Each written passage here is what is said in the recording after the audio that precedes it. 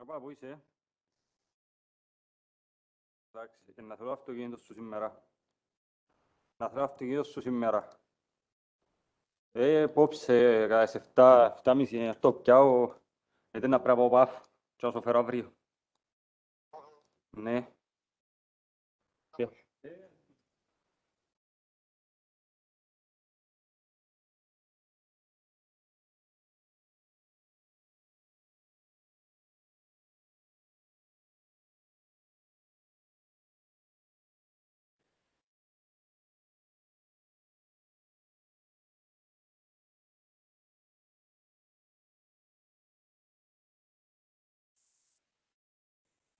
Ε, τι, εγώ, αφού μιλάω.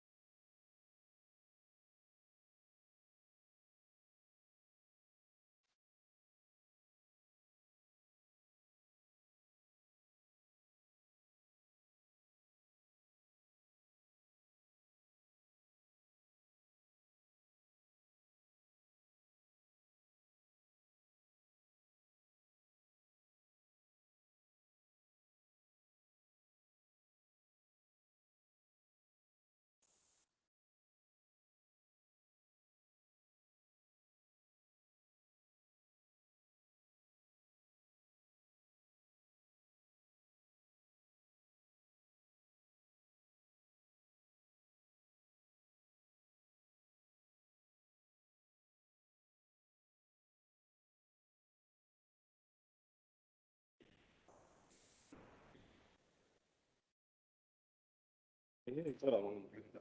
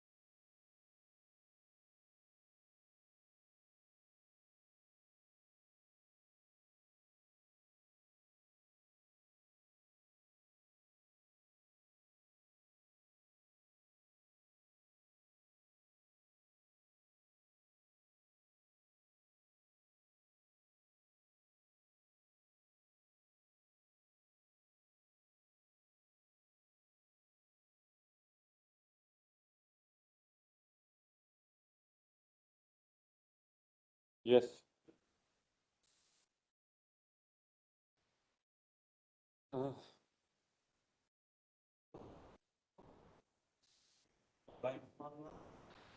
You know the names of the participants, of the panelists? What should I give it to you?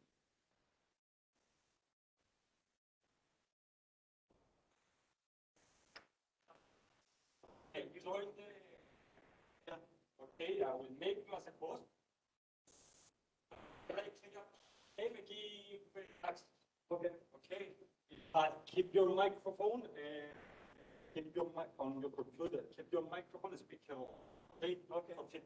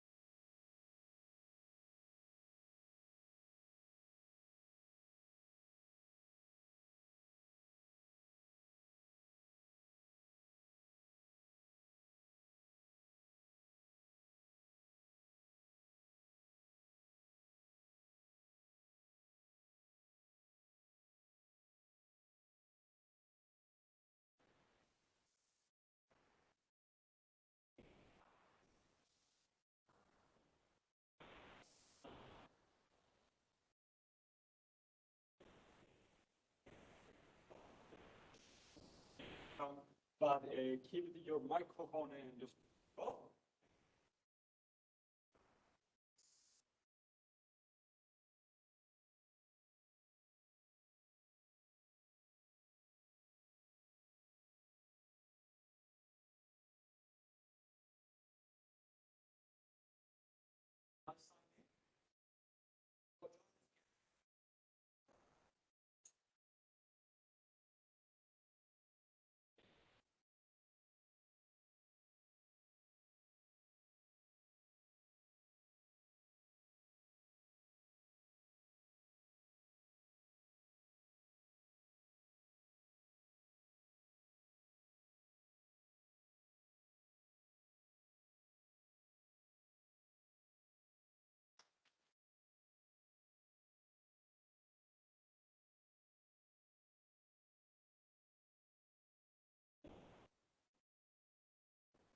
It's a lot of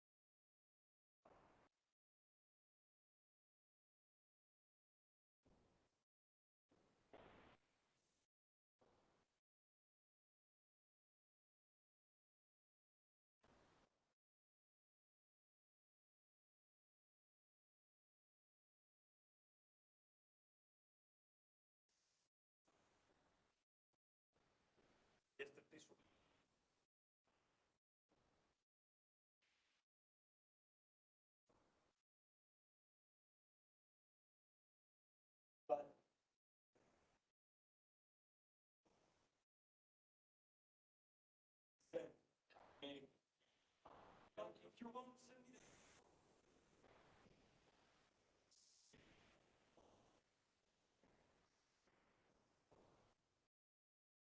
okay, and I will put the presentation. Is the presentation is only the presentation what we sent to me?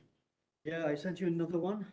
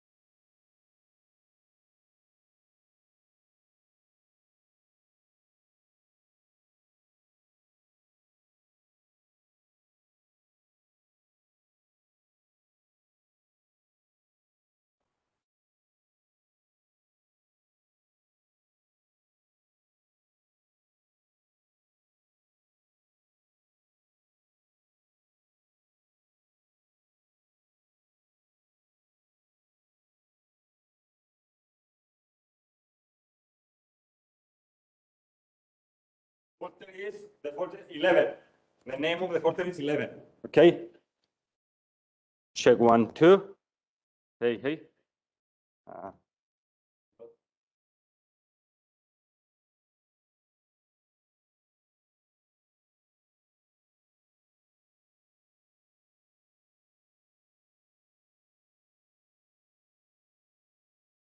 Check 1, 2.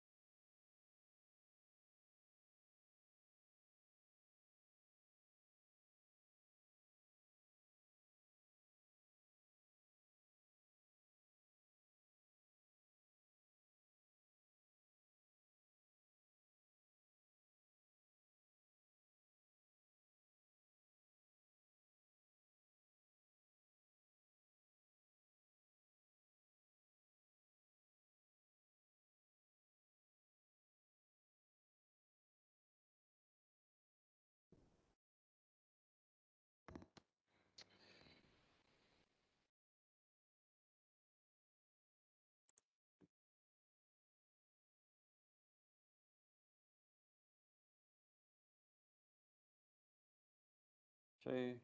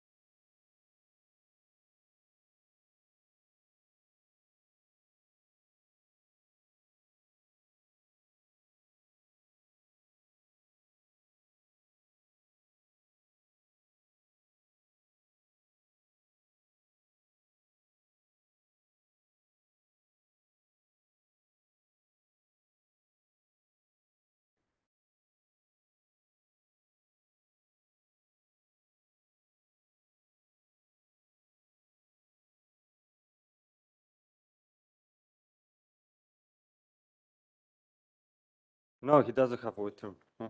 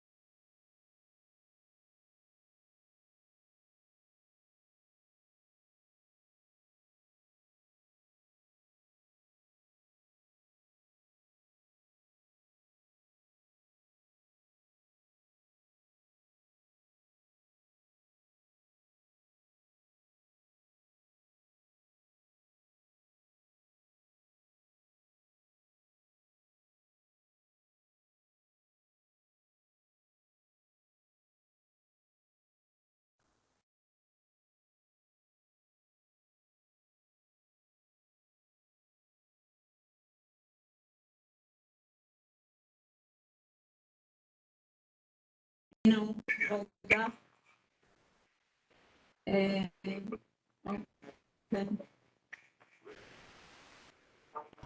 Hello? שומעים אותי? Oh. היי. Edith, I can see you, and Shula, I can And- see you. Sina, I can see you. Essam. Okay. Edith, we can hear you. You can hear me? Yeah, and Edith, I could hear you. Okay. Wonderful. Can you Oh. hear me? Yes, Edith, we can hear you. Great. You can hear me well? The sound is a little bit low, but we can hear you. I'm getting ear. Okay. That's fine. Join us. I'm on the other phone with my help desk, so I'm speaking. The name? I think Edith, maybe you have an internet connection Yes, problem, we maybe. have some kind of problem. I don't know why. So I think that you can manage. Yeah. Edith, If you turn off your camera when it's your turn to speak, maybe you'll have more internet bandwidth. Okay. So when I'll speak, okay. And can you show me now how I open my presentation? Yes, so we have to make you a presenter. When it's your turn, we'll make you a presenter. I will make you a presenter now, just to test, okay? You will get a request to be a presenter now. You are now a presenter, Yes. okay. So now you should be able to share your screen. That's it out? Okay. Okay, so I'm trying to share my presentation. This is it. Yeah, And yes. okay, I want to. Yes, I'm trying. I'm sorry. Yes, yes. Full screen and then full presentation. And then you say that when I'm in this position, it's the best that I'll close my camera and then maybe you will hear me better. Yeah, we can hear you better. Yeah, yeah.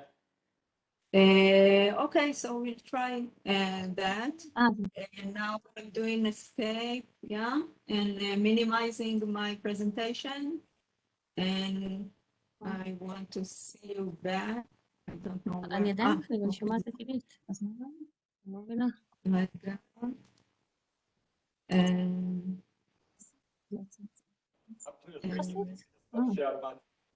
On your screen, you can see stop share. There's a stop share button.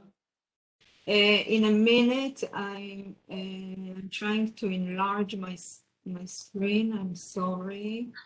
To the top of your screen, you can see a red button, stop share button. On the bottom. On the top of your screen. Yeah. Wow. In a Okay, minute. I will stop share.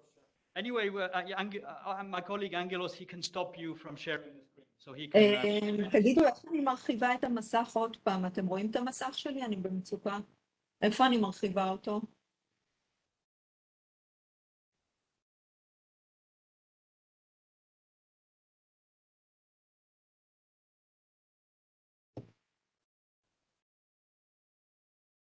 אוקיי. אוקיי. So this is what I'll do, okay? And then share and stop share, okay.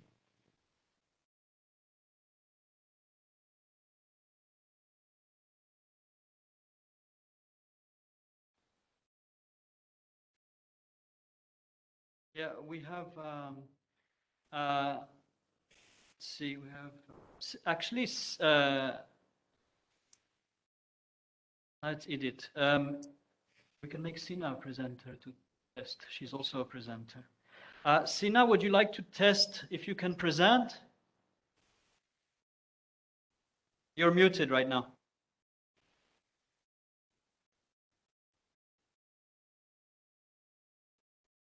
Should we make Sina a presenter? Make her a presenter. Yes. Yes, we can see your presentation. You're muted though. Do you want to unmute yourself just so we can hear you, just to be sure of the sound? Can I unmute her manually? I'll unmute you. Try to unmute you. Okay. Can you speak, Sina? Yes, yes. Okay, great, great, wonderful.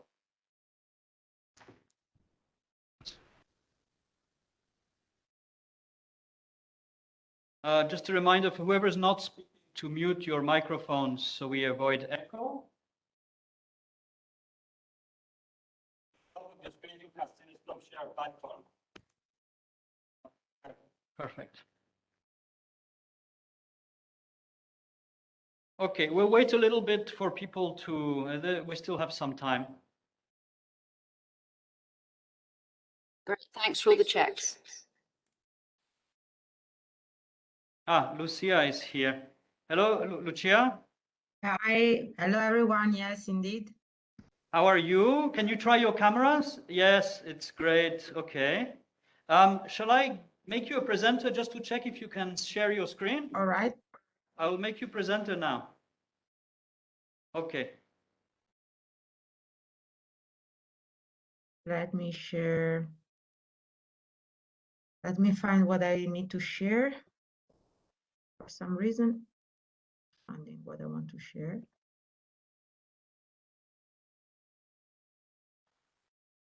Good that we tried, because I cannot find the presentation that I want to share.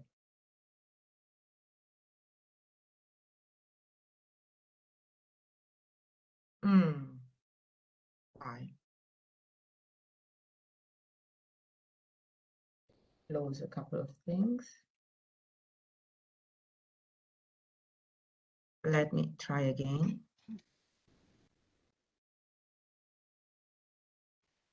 Let's see this. I mean, if I share this, let me see what you see. You see the agenda of the workshop, right? See the agenda. Yeah. Yeah. Okay, now let me fix a couple of things then.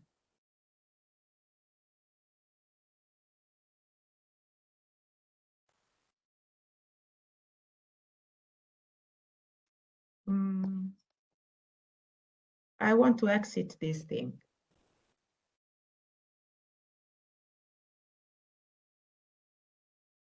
Okay. Now you don't see anything, right? Oh, no, now we just see you. Okay.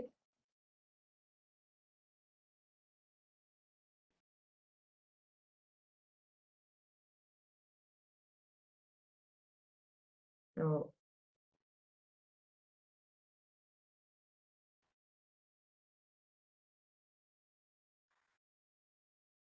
okay, let me then close this, close that.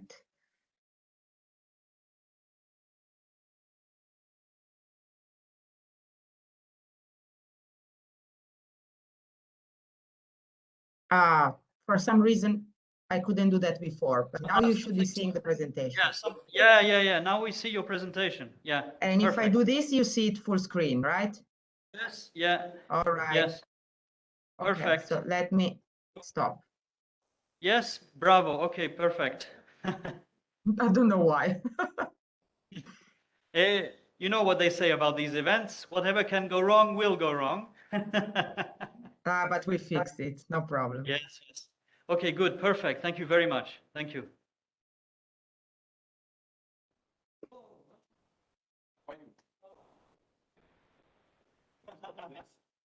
So you could maybe sit here, and also panelists are on the screen. Hybrid event, but I could not see them.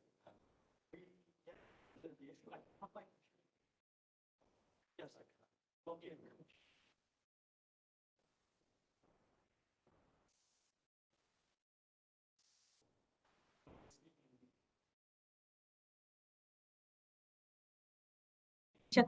Nicholas? Hi, good morning. How are you? Good morning. How are you? Good. I just wanted to ask if you sent the link to all the people that registered to the session, because I got a question a few minutes ago, so I want to confirm. Yes. Angelos sent the link to everybody who registered every day. He was once every 24 hours, he was approving and sending the link. But if people registered in the last 5 minutes, I don't know if they got the link or not. I mean, they No, were supposed to register before. But if someone didn't get the link before, then he got it again today or not really? Normally, everybody who registered got the link. I mean, it was automatic. Maybe they have to Okay. check their junk mail. If there's someone in particular, you could just forward that last email which I sent you, which has the password and everything. If you have someone in particular who's having a Okay. problem, So I'm going to check the. because you were coming in person, but I will send it. I'll send it to you. I got one personal, not one that everybody got. Send it to you Okay, never now. mind. No, they got it. Okay, no, forget it. This is that's works. It's Okay. not an ideal platform, WebEx, but because GoToWebinar is used in parallel for a parallel session, we have to. It's never ending. This.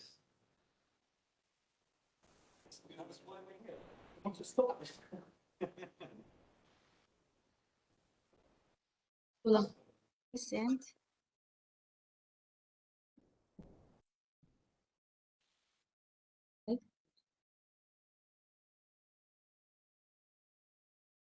Doesn't work for me now. How? I forget. No, don't bring it.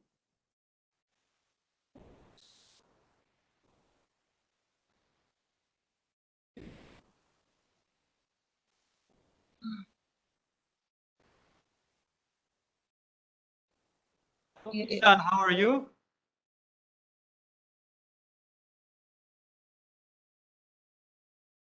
Hi, Kishan, are you okay? Hi, good afternoon. Yeah. We can hear you loud and clear. Kishan, Okay. shall I make you a presenter just to test if you can share your screen? Okay. I'm I'll make you a presenter now. Oh, the aircon is a bad idea. And I'm going to press the share.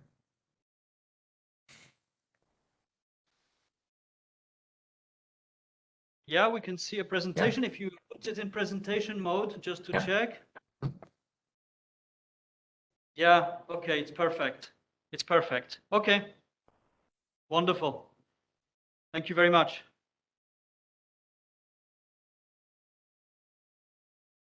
So we're just missing Guillaume Saint-Denis.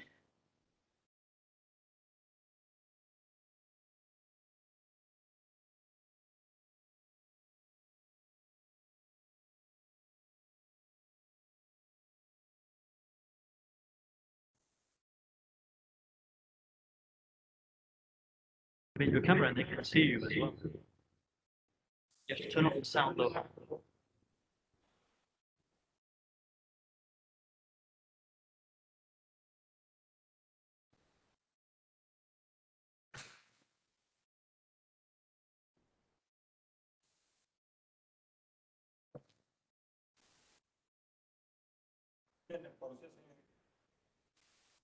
This is fine. Great.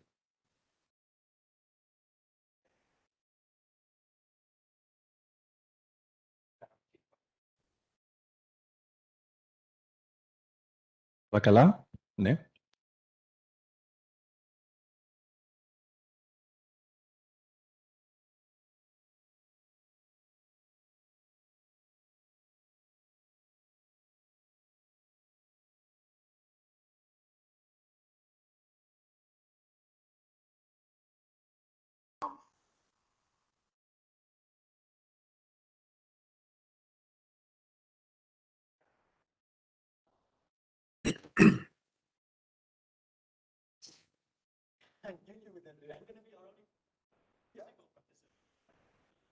That's why they sent you the stuff.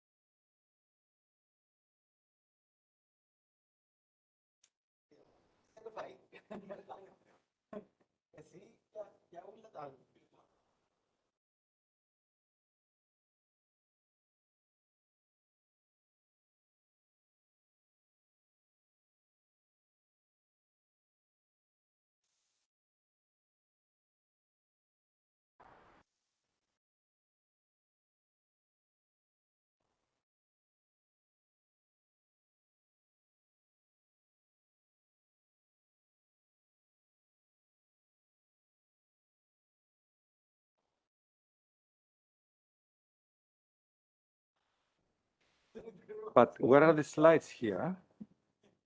Nicola, where are the slides here? It's ready. Okay. We have a folder, we put a folder with all the slides. There we go. I'll have it ready because yours is the only one that we'll do from the podium. So we might as well have it ready. You're going to go first anyway, so let's have it ready like this, Okay. and then you can just, if you want, you can do it from there with the pointer, but, or you can do it from here. Does this? Yes, it works. Yeah. I'm listening.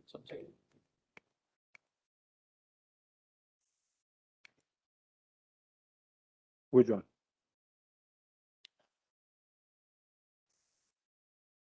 Did what?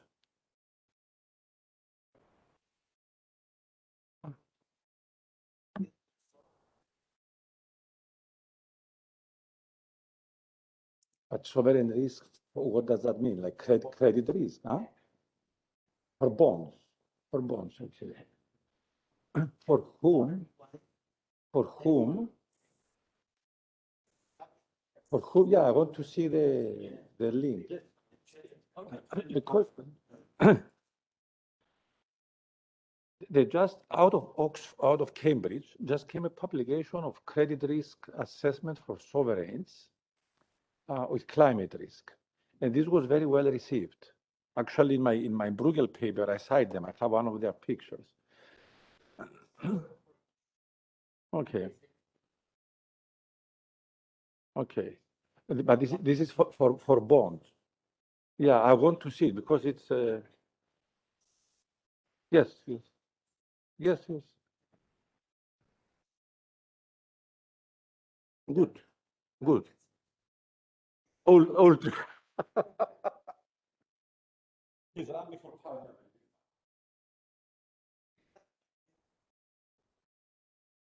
At least.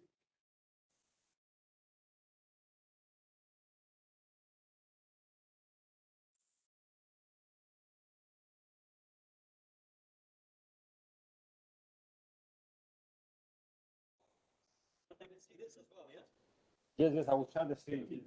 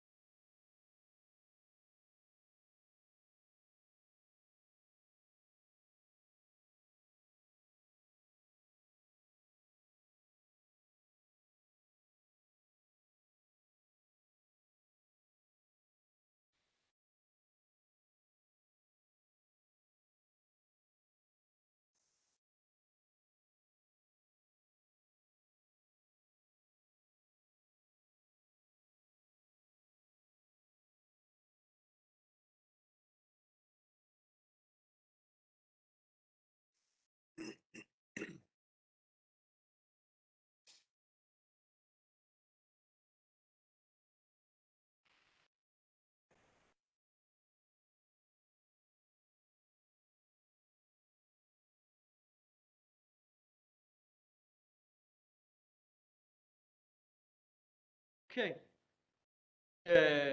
Welcome everyone to this hybrid event as part of the second climate change conference for the Mediterranean and Middle East. Can you all hear me well? I see nodding, so that's good. I would ask kindly those of you who are not presenting to mute your microphones and maybe only, for the moment, only our panelists to have their cameras on so we can see who they are and introduce them. And then, of course, if you want to intervene, you can reactivate your cameras. So, welcome once again. This conference is really the culmination of 2 years of work by a whole range of task forces which are examining all the different relationships between climate and energy, the economy, migration, health, agriculture, water, really every aspect of climate change. But this workshop fills a gap in all this, which is really the relationship between the finance sector and the climate crisis. And for this purpose, we have put together a rather impressive panel, and I will introduce them later. But before I do, I would like to invite our co-organizers from Tel Aviv University, and in particular, Mrs. Galit Königsberg, to say a few words to introduce the concept of this workshop. So Galit, the floor is yours. Hi, thanks, Nicholas. I'm Galit Königsberg from the Climate Initiative at Tel Aviv University, Israel.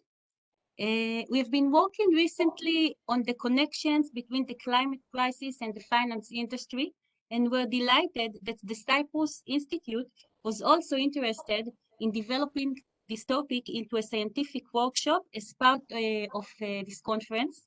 So thank you, Nicholas, and all others for your quick response and interest in what we think is a critical issue. As with the COVID crisis, climate change is a multidimensional issue, touching on social, economic, environmental, and health challenges. It also emphasizes the need for solidarity. The carbon itself doesn't respect regional borders. However, from a financial point of view, climate change has created a new currency, the carbon ton, which last month rose to over 70 euros a ton in Europe, setting a new record. In the age of climate change, financial risk also look different, dealing with extreme scenarios and great uncertainty. We are not only talking about natural hazards like flooding, storms, and heat waves, which cause enormous damage and carry huge costs, but also the risk of transition to a new type of economy, such as expanding carbon regulations, rising carbon costs, and falling financial value as some companies become less relevant. In recent years, this understanding has gradually entered the financial sector, which until now perceived environmental risk as largely predictable and manageable. Today, more and more investors are moving away from carbon-rich projects, and international financial institutions, banks, and insurance companies are pricing loans according to climate risk and carbon accounting. In response, climate crisis management is changing from an operational question to a strategic economic issue. Our region is known to be particularly sensitive to climate change. The speed and intensity of climate change is predicted to be greater than in many other regions. Analyzing financial implications of climate change from a regional perspective can help us to develop risk scenarios for the region, to understand investment exposure, to build relevant carbon management tools, and to work together to ensure regional stability. A new climate change initiative launched this year at Tel Aviv University aims to build on research to develop solutions to climate change issues with a particular focus on our region. We are sure that today's session will provide useful insights from each of our speakers to understand the perspectives of the different countries and international organizations on climate change and finance. Our goal is that this workshop should be a starting point for a regional network on finance and climate change to share knowledge, tools, ideas that can help each of us in our work and contribute to a more resilient Eastern Mediterranean and Middle East region. Thank you, and I'm looking forward to the session ahead of us. Thank you very much, Galit. Before I introduce our next speaker, I also want to mention that UNDP has kindly also accepted to be a co-organizer of this event. So sorry, I forgot to mention that at the beginning.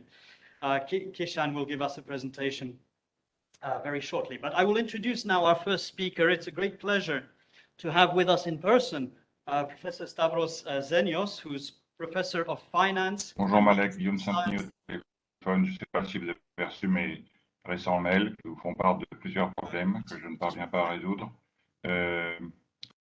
Right. So let me start again. So it's a great pleasure to have Professor Stavros Zenios here, who's Professor of Finance and Management Science at the University of Cyprus.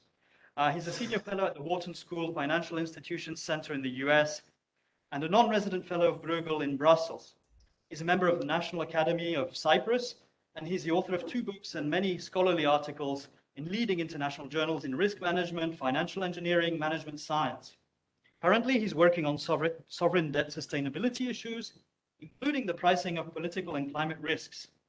His work on personal financial planning received the 2006 Euro Excellence in Practice Award, and he also received awards for work on performance of financial institutions, and he was twice awarded the Marie Sklodowska-Curie Fellowships. His work on financial modeling and robust optimization is cited extensively, and his book with the Philadelphia Fed Chairman Patrick Harker on the performance of financial institutions was translated into Chinese. He published several other books and served 2 terms as the rector of the University of Cyprus and as president of UNICA, the Universities of European Capitals. He also served as vice chairman of the Cyprus Council of Economic Advisors and on the board of the Central Bank of Cyprus. So without further ado, Professor Zenios, I'd like to invite you to the podium to make your presentation. Thank you very much, Nicola, and to all the participants, physical and virtual, for being with us. I had to choose between wearing a mask or being physically here, so I better to be physically than staying at home. But so what I will talk about is it's a policy brief I just published with Bruegel and has gotten some good attention, I think. And the main point I'm making in this policy paper is that there is a need to look at a specific financial class, sovereign debt, and the effect of climate risk. We hear lots of discussions about sovereigns and the policy actions they have to take, but there is one important aspect of a sovereign, which is a sovereign debt. And on the one hand, the sovereign debt determines how much fiscal space a sovereign has to take climate action. And another dimension, investors, this is the class of which most other asset classes are priced. So it's important to understand the effects of climate risk for sovereign debt. Now, my work was done for the Eurozone in general, but during the discussion, we will talk about specifically for our region.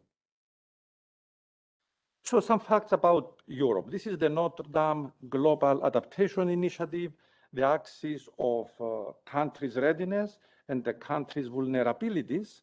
And the European Union countries are on the bottom right quadrant, if you can see the colors there. The dots are all the countries analyzed. The green ones on the bottom quadrant are the European Union countries. They are in the most ready and the least vulnerable globally.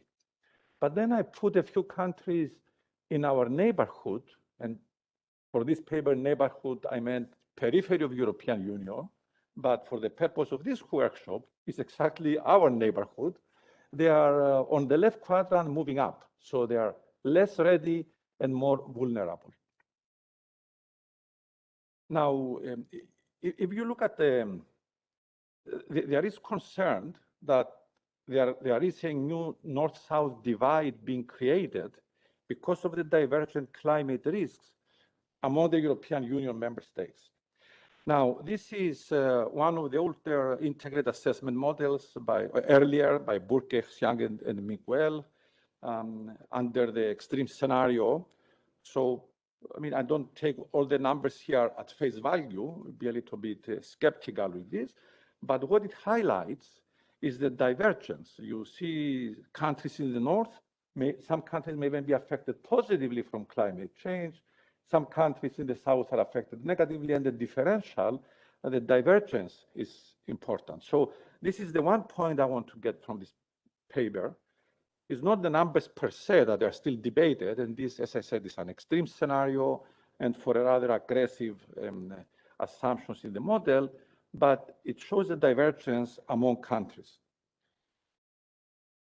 Taking a more recent model and more accepted model, RISE, and looking at a more realistic scenario like the SSP2, we see again the ratio of GDP growth in 2100 and 2020 reduced marginally for some countries, but quite substantially for others. This is not GDP reduction, this is the GDP growth rate. So you see countries' growth slowing down from 20% for countries like Finland and Denmark, all the way down to 30% of what it is right now for Greece or Bulgaria. And because Bulgaria's number was so low, Bloomberg in Bulgaria spent like 20 minutes discussing this work. Okay, so the point I'm making in this analysis is how do we integrate what is known from integrated assessment models into the sustainability analysis? Now, if you look at the loop, these are some of the things that are known and some of the things that are new. On the right, we have the usual climate science, extreme weather events, long-range change, greenhouse gases affect both of them. Through mitigation policies or adaptation measures, the physical risks or the transition risks are having economic impact. Physical risks cause economic damages. Transition risks is the transition of the economies. These together affect the economic dynamics, which then feed into issues relating to sovereign debt. Things like economic growth, the fiscal needs, and the financial variables like real interest rate, inflation, and asset revaluation. Now, the European Central Bank just published its stress testing, a fascinating exercise over a long period of time, trying to understand the effect of climate risk, even at the regional level, on corporations and banks. There is research going on, and the verdict is not out yet, or what is the effect of climate change on R star, the equilibrium interest rate. And what I'm arguing in this paper is you can take this very complex system and make sense out of it for sovereign debt. Now, what do I mean by making sense out of it? First of all, we, like people with sovereign debt or pricing, I think we have to adopt the narrative scenarios that came out of the IPCC, like the different RCPs and different SSPs, because it helps us narrow down the analysis.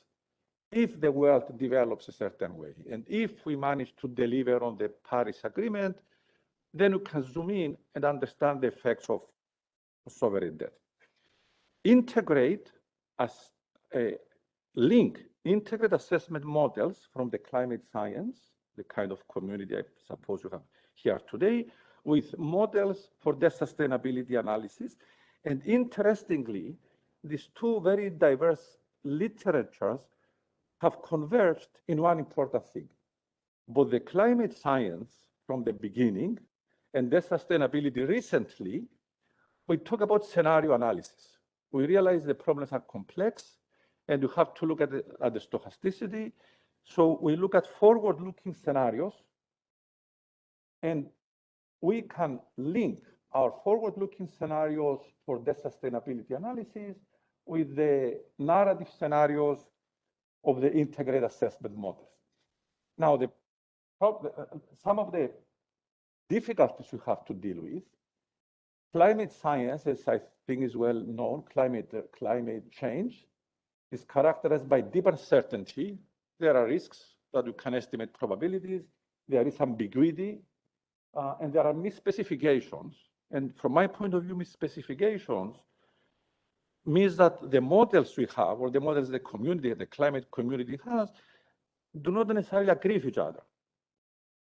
And we have to live with this. So I call this a misspecification, but in a sense, it's just disagreement among models. Then there is fat tail uncertainty, which has also been part, I mean, I take some pride in my own contribution in the field of debt sustainability, is when we argue that you have to look at the tail for debt sustainability, and became part of the European Stability Mechanism, the sustainability analysis. Look at both extreme weather and gradual changes.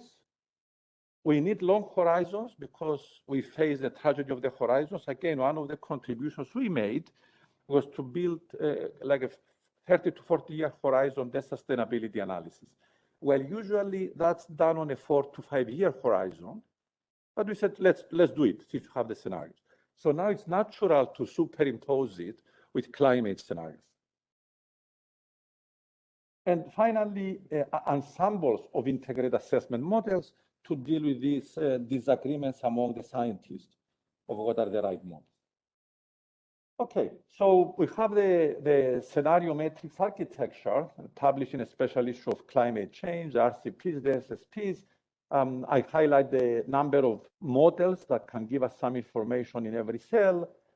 And what I have been arguing is the green cells are the plausible scenarios where we should be conducting their sustainability analysis. The red is a dysfunctional world. Hopefully you don't have to go there, but at least let's start from the narrative scenarios that look reasonable.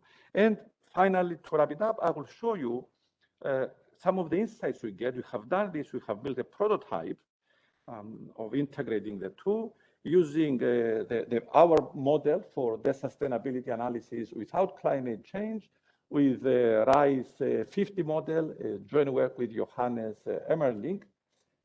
And this is what you get. This is the debt dynamics of Italy over like until 2060. The pink shaded area are the debt dynamics of Italy without climate risk. And you see that there is big upside risk that the debt dynamics could increase, which is a potential problem. But overall, you see on the average, you see a declining path. What happens when you bring in climate change? Using the RISE model, using the WITCH model, you get the blue lines. Now, these are the quintiles, like the middle one.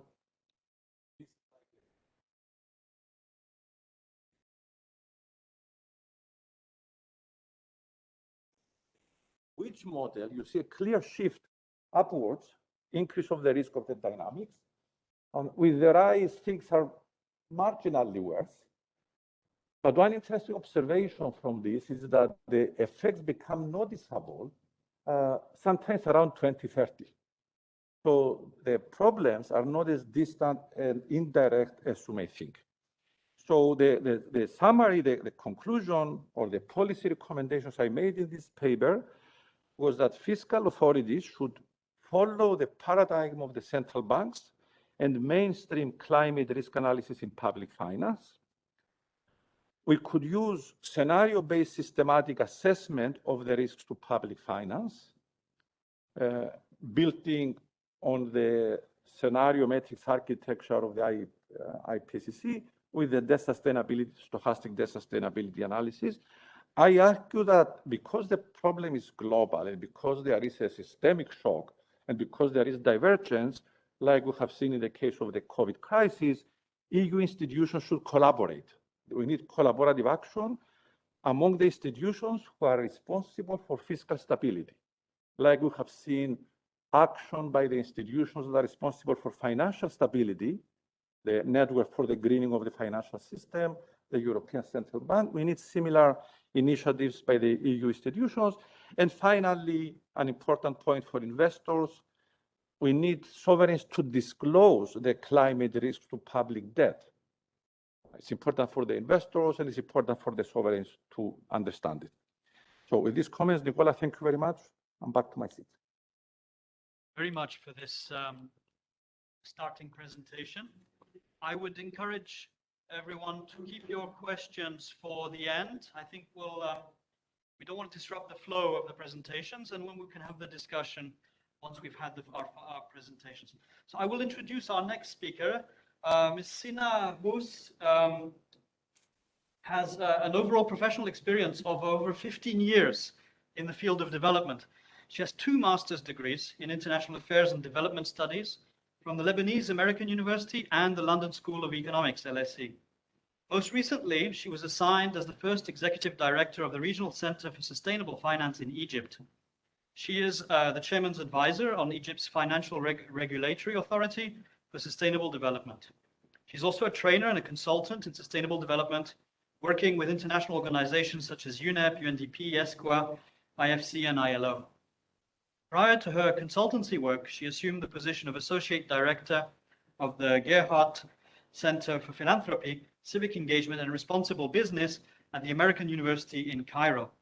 Before joining the American University of Cairo, she worked as a sustainable development expert for the Sustainable Growth Division at the Center for Environment and Development, Arab Region and Europe in Cairo, starting in 2013. In 2010 and until April 2012, Sina assumed the role of CSR, Corporate Social Responsibility Unit Head at the National Bank of Egypt in Cairo.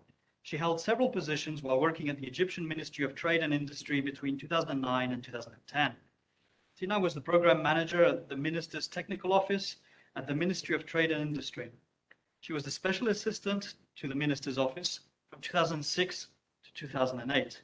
Sina, I will make you a presenter, we will make you a presenter, and the floor will be yours.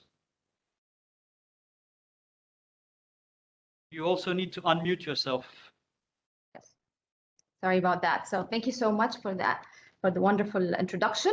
And let me start quickly by saying that I will be discussing basically what we have been doing to revamp or restructure and promote sustainable finance within the Egyptian context, and how we are striving to promote linkages between different regions as well within the context of the institution that I represent, which is the Egyptian Financial Regulatory Authority and the Regional Center of Sustainable Finance.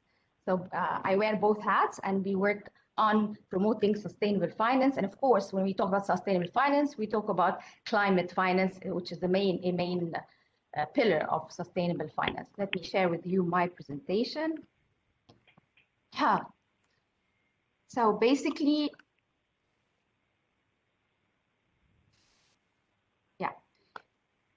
given the current situation when it comes to natural disasters, the accelerating rate of climate deterioration in the region, more and more institutions, public institutions, are looking into the idea of how can we start integrating climate change risks, how can we acknowledge climate change as a structural and transitional risk to the market, especially in the finance market, and how can the private sector adapt quickly without losing its competitiveness. And of course, at FRA, we are working diligently on developing the market, not only creating regulations and not only imposing or mandating certain policies, but rather creating a dialogue to encourage companies to adopt and understand the economic repercussions of climate change. And this is very important because we can always put a regulation in place, and we can always encourage companies to provide financial green finance for green projects to mitigate and adapt efforts for countering climate change. But we cannot do that if the private sector does not fully understand the importance of acknowledging the economic and importance of acknowledging, integrating, and understanding climate change. And so this is very important for us. So we're working on that, on this aspect as well. We are also working on creating a new regional research on climate finance and trends in the region, because we want to benchmark what's going on in this regard. We're also working with different institutions in Egypt to map climate finance and to map activities when it comes to climate finance in Egypt, so we'd be able to understand and assess the impact and effect of such activities in growth, in market growth, and mitigating climate change and aversing disaster later on. And of course, we're introducing a number of trainings, things like that, to start initiating the idea of de-risking the market and integrating climate risk in companies. We do that through, of course, market development, as I've said. We have, of course, as a regulator, and it has been mentioned, I think, before in the previous presentation, market stabilization is very, very important. And this is something that we are very serious in targeting. And we're also working closely with the central bank, because our counterpart in Egypt as a financial regulatory institution is the central bank. And together we oversee and regulate the financial market at large in Egypt. And of course, its counterpart and its impact transnational beyond our borders, whether on a regional level or a global level. The center is working on knowledge generation and how can we replicate success stories that we have in Egypt towards the region. So what do we need? Climate change, as I've said, and this is why I was very interested to participate in this event, is backed by science. And let's say the private sector finance, at least in our country, are not really used on listening to science, understanding the importance of data, understanding how can we link scientific reports and studies to calculate risk. And I think someone is unmuted. Anyway, so basically this is what we are targeting. It's not only to, can we have Galet, can you mute? Thank you. So we're not only working on just encouraging or showing them the know-how of creating finance or tapping into international and global resources of climate finance, but we're also trying to create a link and cohesion, policy cohesion, and hopefully this is going to happen in the near future through coordinated committees in the market with the private sector and the public sector to create the link between the importance of having strategies, policies, activities, and companies providing financial groups, financial companies, investment funds in Egypt on helping and providing the necessary needed funds to support the integration and support the gradual redirection of the market. We can only do this by providing the scientific evidence, case studies, and stories that show them that private sector companies' continuation is substantially hinging on avoiding the negative adverse repercussions of climate change. On the other hand, we also talk about the importance of highlighting the new economic opportunities that is arising from there as well. We have new green industries, new field ideas, expediting a scene of entrepreneurship, what has to do with clean energy, things like that. So as we talk about the negative side, we also talk about there's always an offshoot and offset that shows, and trade-off that shows positive opportunities, economic opportunities that private sector can also benefit from or use to offset the costs of such a transactional or transitional risk in the market as that posed by climate change. So we're working on all these fronts at the same time, because we know that climate change is not going to wait us, or the climate effects is not going to wait for us to gradually introduce sustainability, sustainable finance, and climate change. So we're working on different venues at the same time. And I have to say, we always need the help. So as the regulator or as the center, we need the help with the technical part. Main challenge has to do with data, of accessing historical data, accessibility to data locally, to meteorological authority, things like that. it's a challenge. Aligning different public authorities and institutions toward the same idea and vision is also not very easy, because there is, of course, varying goals and agendas even between different sectors. And we need, as I've said before, the private sector on board.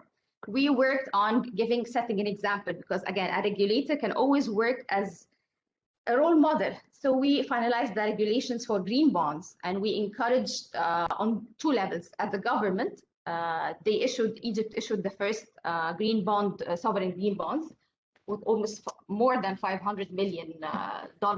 It was set for international markets. It was very successful. And then we at FRA finalized the regulatory perspective on implementing and issuing corporate green bonds. And we had the first corporate green bond this year with the IFC and the largest bank in Egypt. And there is talks now for more than 3-4 companies interested in issuing the subsequent issuances in green bonds. We're talking about now introducing blue bonds and the likes. So we realizing how dynamic it is, we are working quickly, and as I said, in tandem, to show that we are on the ground, have demonstrated the ability to issue and regulate and mainstream successfully without hindering the profit case of the private sector. This is very, very, very important for us. We're of course working on a different policy level, not only climate finance, but different SDGs, because I've said not all companies realize the importance of not only climate, but sustainable development in general. So we're working on raising awareness, on institutionalizing sustainability in general. We're working on raising awareness, private sector dialogue, because we've issued an ESG and TCFD. Of course, TCFD, it's climate change disclosure about strategies and risks. Not all of it, but we've adopted a couple of provisions from the global TCFD matrices and requirement provisions, along with developing our own ESG tables. And with that, we issued this year a very pioneering as well regulation to encourage companies that are supervised by FRA with certain number of who meet certain criteria to start disclosure on ESG and TCFD towards the end of 2022. And so now we're working on putting together actually technical trainings for TCFD and to encourage companies, large companies, on how to integrate climate risk, especially in the insurance sector, because as you know, insurance sector is really governed by or susceptible to climate risk more than others, especially in Egypt now and the region. And so we're working with them on how can they develop scenario analysis, climate scenario analysis that is locally adaptable and can support them in forecasting and calculating the price of premiums that they are doing. As I've said, we talked about the green bonds. I don't want to talk a lot, but this is really mainly what we are doing now. And as I've said, through the center, the Regional Center for Sustainable Finance, we are very keen on sharing our experience in promoting finance, access to finance from a regulatory perspective, from knowledge sharing, from even matchmaking with different markets and developing the market. And we're very keen in supporting in any way possible. So thank you, everyone. Thank you very much. We will, before we move on, just to remind people to mute yourselves while the panelists are speaking, please. Thank you very much. We're going to move on to Dr. Kishan Corday from UNDP. So Kishan is the regional team leader for nature, climate and energy with the United Nations Development Programme, UNDP, where he leads UNDP's cooperation across the MENA region to help communities manage climate risk, accelerate sustainable energy pathways, enhance food and water security, and achieve sustainable use of biodiversity and ecosystems. He's been with the UN for over 20 years with assignments in China, Egypt, India, Indonesia, Jordan, and Saudi Arabia. So Kishan, the floor is yours. Thanks so much, Nicola, and it's a pleasure to be here. Thanks again for the great partnership for this important workshop, and greetings to everyone. Pleasure to be here on behalf of the United Nations Development Program at UNDP. As Nicola mentioned, we have a regional office based in Jordan for the MENA region. Kishan, just to interrupt 1 minute, we're losing your sound. Maybe if you turn off your camera, we might hear you better. Okay.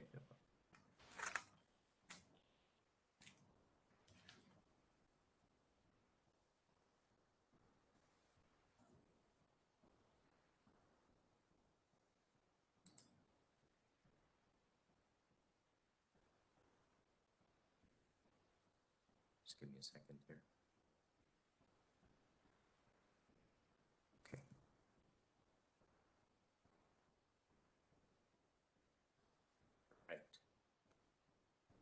Right. So thanks again. And what I'm going to do is just provide a brief overview of some of our cooperation in the Arab region. A key focus of our cooperation at UNDP is capacity development for countries in the region on climate finance to help implement the national NDC climate plans and other objectives under the Framework Convention on Climate Change and the Paris Agreement. Currently, we have over $300 million of grant initiatives across the region, about 75 country projects for regional projects. And what we do is we use this as a base for crowding in over $1 billion of co-finance from public and private partners. So a critical role for grant assistance, synergizing with other forms of finance that are being discussed here today.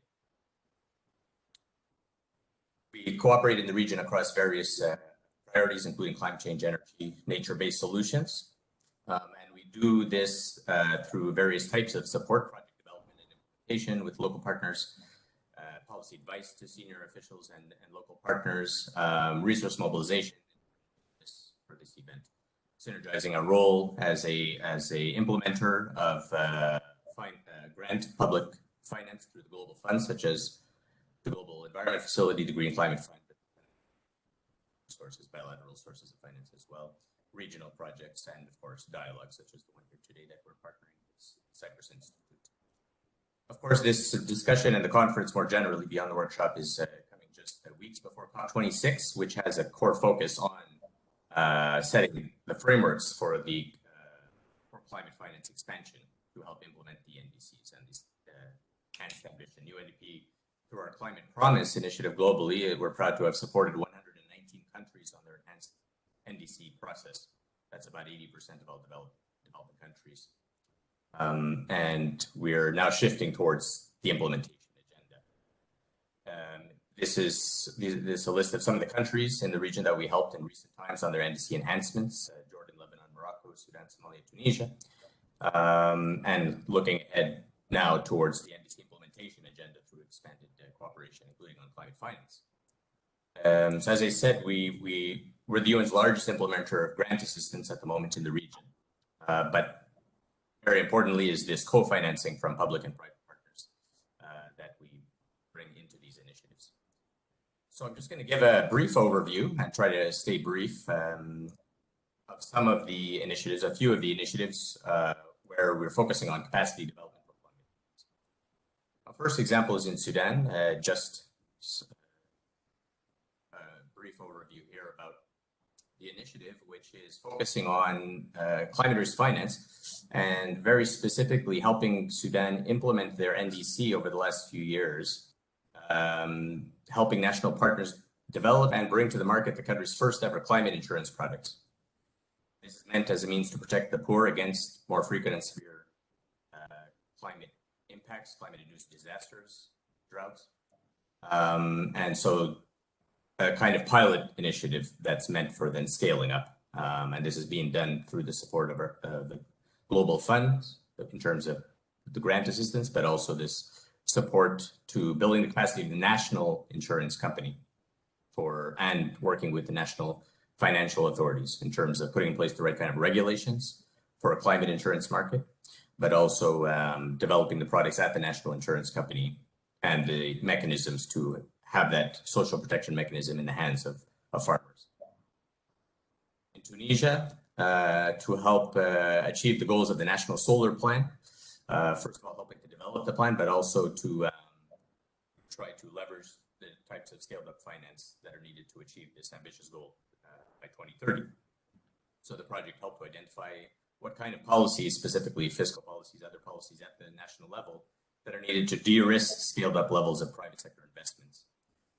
Analyses are a big part of it, trying to look at futures and showing that with over 50 million euro of de-risking measures through new policies, institutional capacity, etc., over 500 million euros of private finance could be crowded into the market to help achieve those national goals. In Morocco, we're now launching a new initiative, a large initiative over 300 million. The enhanced NDC foresees over 50 billion of new climate actions over the next decade. And so helping build the capacities of climate planning and finance. This initiative will specifically look at the municipal financing challenge. Cities being on the front lines, of course, of both adaptation and mitigation objectives. Again, a focus on de-risking private investments, the kind of policies and regulations that are needed to do that, but also looking at market-based instruments, including bonds, municipal investment funds, etc. Very challenging context in Lebanon, of course, and through the generous support of the European Commission, we have an important initiative to help implement the enhanced NDC in Lebanon, which is called the Country Entrepreneurship for Distributed Renewable Opportunities Program. And this is focusing a little more bottom-up, looking at helping SMEs and MSMEs and communities with the green recovery agenda, and how climate finance and low carbon solutions can actually, decentralized solar, for example, can help stabilize and build back some of the SMEs that are facing a very difficult time. And that includes capacity development on innovation, entrepreneurship, the local value chains.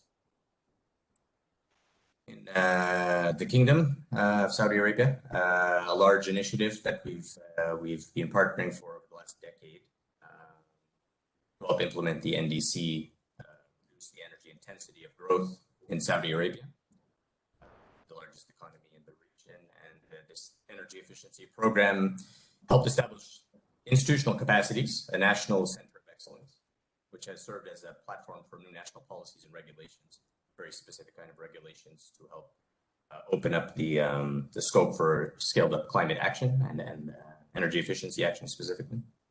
But specifically a focus on industry partnerships and working with compacts with key industry sectors to scale up investments in key sectors.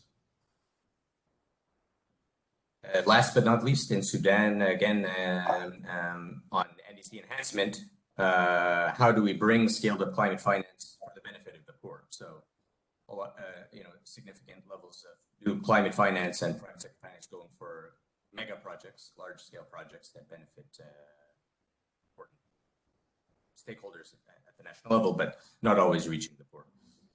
So through this initiative, the development of off-grid solutions, particularly for irrigation for the agriculture sector, but importantly for this discussion, the design and activation of a national solar fund as a mechanism for scaling up finance towards these ends.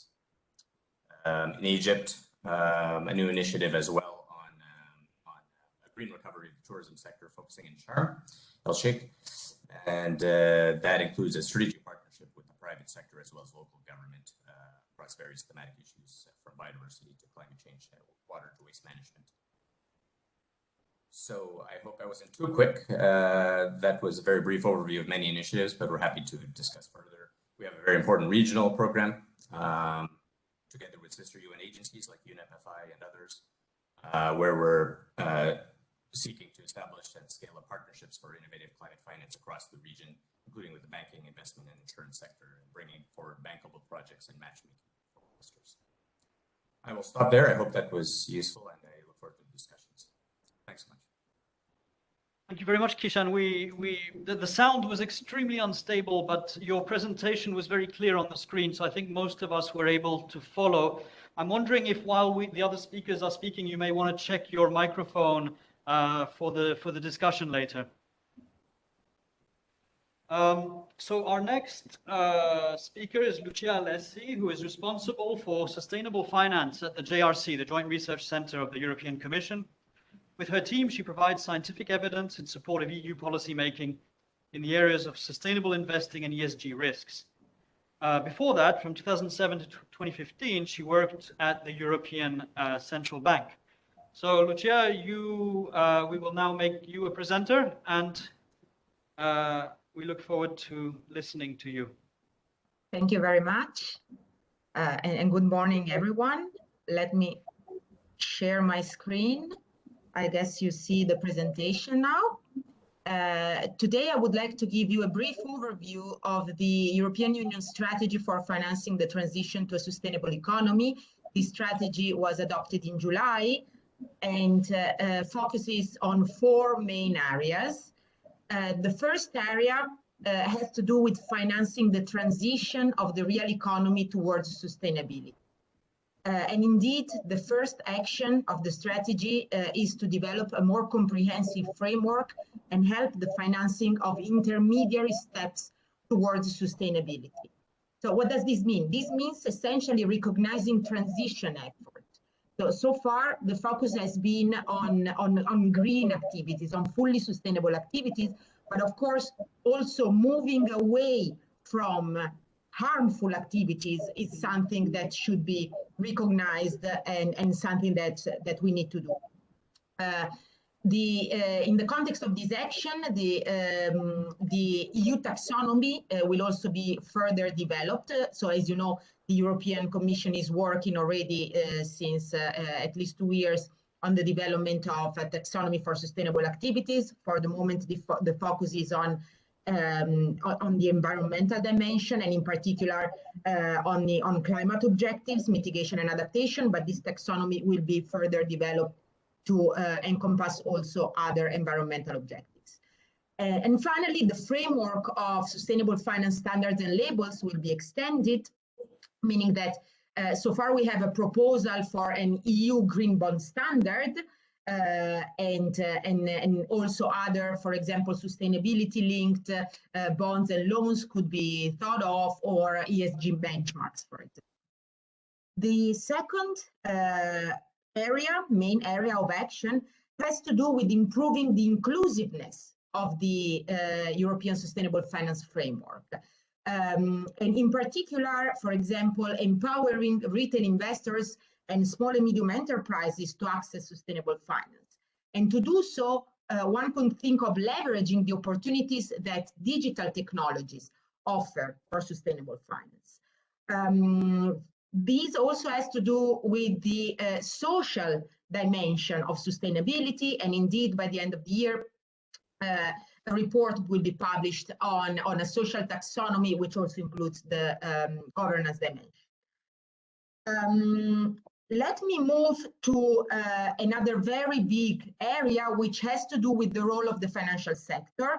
And here it is very important to stress the double materiality perspective, meaning that the financial sector is at the same time subject to risks, sustainability-related risks, and in particular climate-related risks, and in particular physical and transition risks. But at the same time, the financial sector can give a very important contribution towards sustainability. And in this big area that has to do with the role of the financial sector, there are 3 important actions. The first one has to do with enhancing the economic and financial resilience to sustainability risks. So, for example, there will be work on reflecting sustainability risks in financial reporting standards and accounting. Another important thing that we need to do is to help banks and insurers and financial institutions in general in identifying and managing sustainability-related risks. And also, we need to be able to manage these sustainability risks at the system level, so with a macro-prudential perspective. Action 4 has to do with increasing, on the other hand, the contribution of the financial sector to sustainability. So, for example, by improving science-based target setting, disclosure and monitoring of the financial sector commitments, this has to do also with clarifying the fiduciary duties and stewardship rules of investors to reflect sustainability impacts. And this action also has to do with improving the availability, integrity, and transparency of ESG market research and ratings. The last action in this area has to do with monitoring an orderly transition of the financial system towards sustainability and ensuring the integrity of the financial system. So this means, for example, monitoring greenwashing risks and assessing and reviewing the current supervisory and enforcement toolkit to address greenwashing. So whether supervisors really have all the tools they need to identify and fight greenwashing. This action also includes the development of a monitoring framework to measure capital flows, so whether money is actually going to finance sustainable activities, and also assisting member states in assessing the investment gap. And finally, there is an action that's very close to my heart. Indeed, I work at the Joint Research Center of the European Commission. This is the science and knowledge arm of the European Commission. We develop research, scientific research, to support European policy making. And what the Commission will do will be to establish a sustainable finance research forum to bring together the academia, researchers, scientists, and the industry in a way to help, indeed, investors to navigate this new environment. And I don't need to convince this audience that scientific research has a lot to offer to the industry.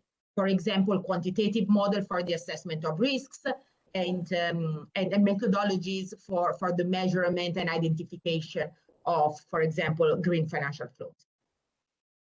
Finally, this is probably the most relevant part of the strategy for today's talk, which has to do with the global dimension of the Commission strategy.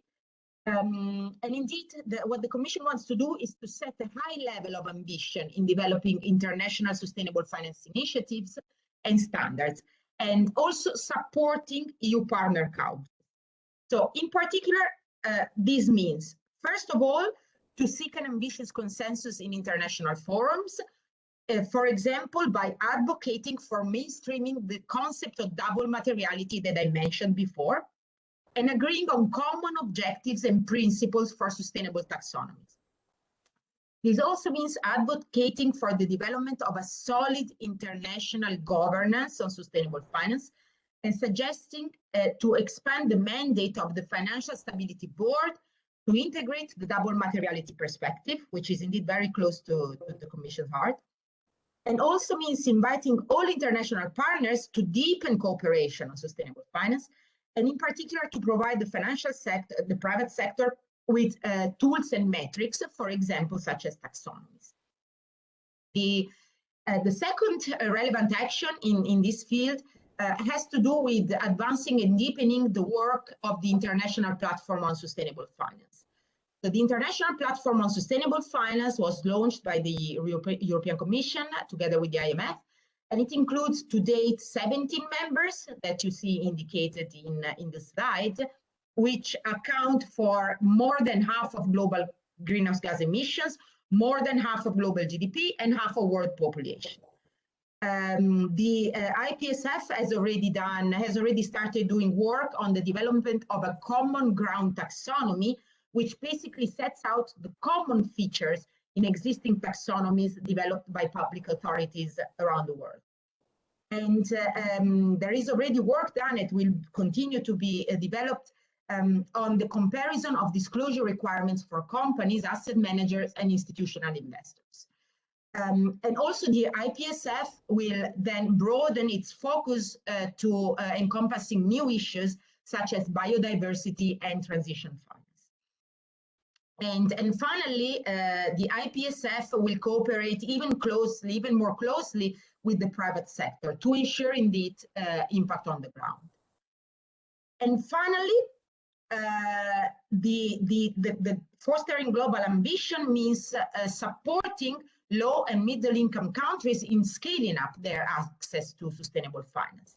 So in practice, this means developing a comprehensive strategy to help scaling up sustainable finance in partner countries. And this will entail the creation of a dedicated high-level expert group that will identify the challenges and opportunities that sustainable finance presents in partner countries, and will provide recommendations to the Commission to accelerate private financial flows for the implementation of the external dimension of the Green Deal and of a green, just and resilient recovery in partner countries. And any of you that could be potentially interested in contributing to this HLEG, please do reach out, do contact me, and I will keep you updated on the next steps. And finally, these will also mean supporting efforts to scaling up sustainability-related financial instruments and helping building back better globally via a couple of instruments, notably the Neighborhood Development and International Cooperation Instrument, Global Europe, and the Instrument for Pre-Accession Assistance. Thank you very much. Thank you very much for that. Our next presenter is Mr. Guillaume Saint-Denis, who is the chairman of UNEP's Plan Bleu. He teaches sustainable development at AgroParisTech after having taught it at Sciences Po in Paris and also at the École Polytechnique. He served as deputy director of the cabinet of the French Minister of the Environment, and he's also been director for economic affairs at the French Ministry of Ecology, Energy, Sustainable Development and Land Use Planning. In the Conseil National de la Biodiversité, in the Scientific Committee of the Fondation pour la Recherche sur la Biodiversité and of the Fondation Prince Albert II de Monaco. He sat also in the advisory committee of the Comité Français pour l'Environnement et le Développement Durable, Comité 21, of the Fédération des Parcs Naturels Régionaux and the group La Poste. He's also a member of the Agriculture Academy of France. He's also been a director of several public institutions, Agence de financement des infrastructures de transport de France, Institut national de l'environnement et des risques industriels, Institut de radioprotection et de sûreté nucléaire, Parc national de Porquerolles, and many others, and also at the European Environment Agency. He's also published a number of books on sustainable development issues. So, Guillaume, if you can hear us, we will now transfer the presenting to you, and you should be able to share your screen.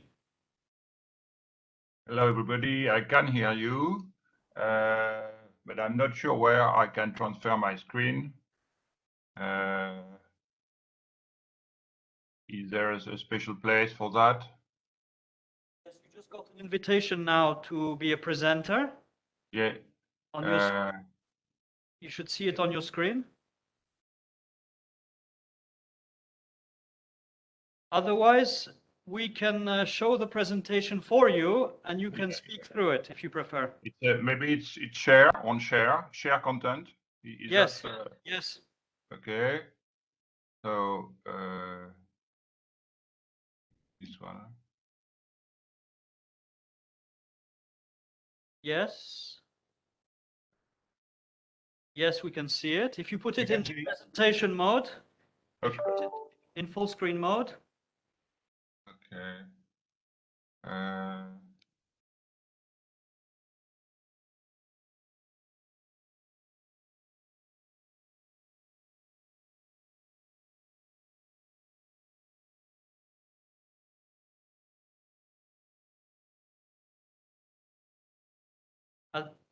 F5.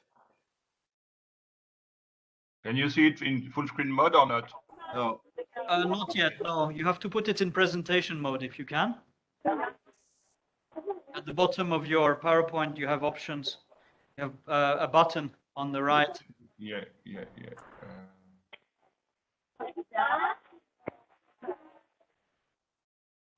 No, if you go a little bit further to the right, not this one. Go right. More to the right. More to this one. No. Go back. It was this one. Yes. Diaporama. Okay. Well, hello everybody. So I'm going just to share some slides to introduce the discussion, because it's a huge topic, as everybody know, and it's not possible to skip all that in some minutes. So the first thing I would like to share with you is some slides about the MEDEC work we have published last year on the first regional study on climate change in the Mediterranean area. I think everybody know it. You still can read it. It's still on time. And what we have tried to do, as you know, on this work is to make kind of EPCC regional work with plenty of scientific experts coming from all over the Mediterranean area. You can see here that the part you are interested in, that means Southeast Mediterranean, was well represented, with almost 40% of the author. So the idea was to have really a north-south approach, not only scientists from the north or from developed countries. The key findings, I'm not going to insist on that because it's already well known. But what I'm going to insist on is that the fact that we can see that we have some more effect, more fast warming on the southeast part of Mediterranean. As you can see on this map, for example, there is plenty of other maps, but I'm not going to overcrowd you with that. So the fact that you focus on the southeast part of Mediterranean is interesting, because we have some data showing that the problem of climate change in Mediterranean is going to be worse there than in the west, northwest part. As you can see here, we are going to have in the east and south part of the Mediterranean something like between 55 and more than 100 increase. You can see that the problem are still ahead, and as you know, this part is still growing is a CO2 emission, whether the north part is already decreasing it. So the point I would like to focus on now, it's what has to do this with what we call public subsidies. As you know, countries, but also international organizations give public subsidies to several economic sectors. It's very different from one country to another, and it's very different from one sector to another. And some of these public subsidies are not good for environment, and some of them are focusing on fossil fuels. So first thing, it's important to understand what is a public subsidies, because we have no international definition acknowledged by everybody on what is a public subsidy. So we have several concepts. I'm showing that here very quickly. We have mainly three definitions. One which is focusing on the narrow definition, mean direct subsidies, payment from a public entity to a direct beneficiary. Tax credit, which is almost a tax spending. It's about the same thing. We have a second definition, which is a definition which is taken by OECD, which is the first one, plus regulatory advantage. For example, when a sector or some firm size and under a certain level of turnover or something like that, you have not to respect the same rule of law. And the same thing if you have to apply only a part of the rule of law. And the third definition, which is of course the larger, but which is the one which favor in general, which is favored by economists. It's really the notion of externality. That means the difference between the observed price and the marginal social cost of production. That means we have to reintroduce what we call the externalities and all we call implicit subsidies. So that explains why we have very different numbers, because the studies existing are not taking exactly the same definition. Why are public subsidies harmful? We have a lot of studies on that, as well theoretical studies and practical studies.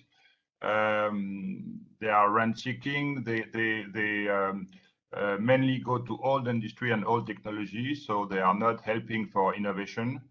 About energy in general, they do not favor energy efficiency use and energy savings, of course, because if energy is subsidized, you have less interest to save it and to use it in an efficient way. It's an institution to energy imports. This is overall for northern country and not producing country like in Europe, for example. Study shows that it's not going to the poorest in general. These subsidies are mainly going to middle class. Why? Because, for example, in developing country, the poorest have no car, they did not take the plane, and etc. So this reform is now on the public agenda. It has been requested since 20-25 years by several organizations.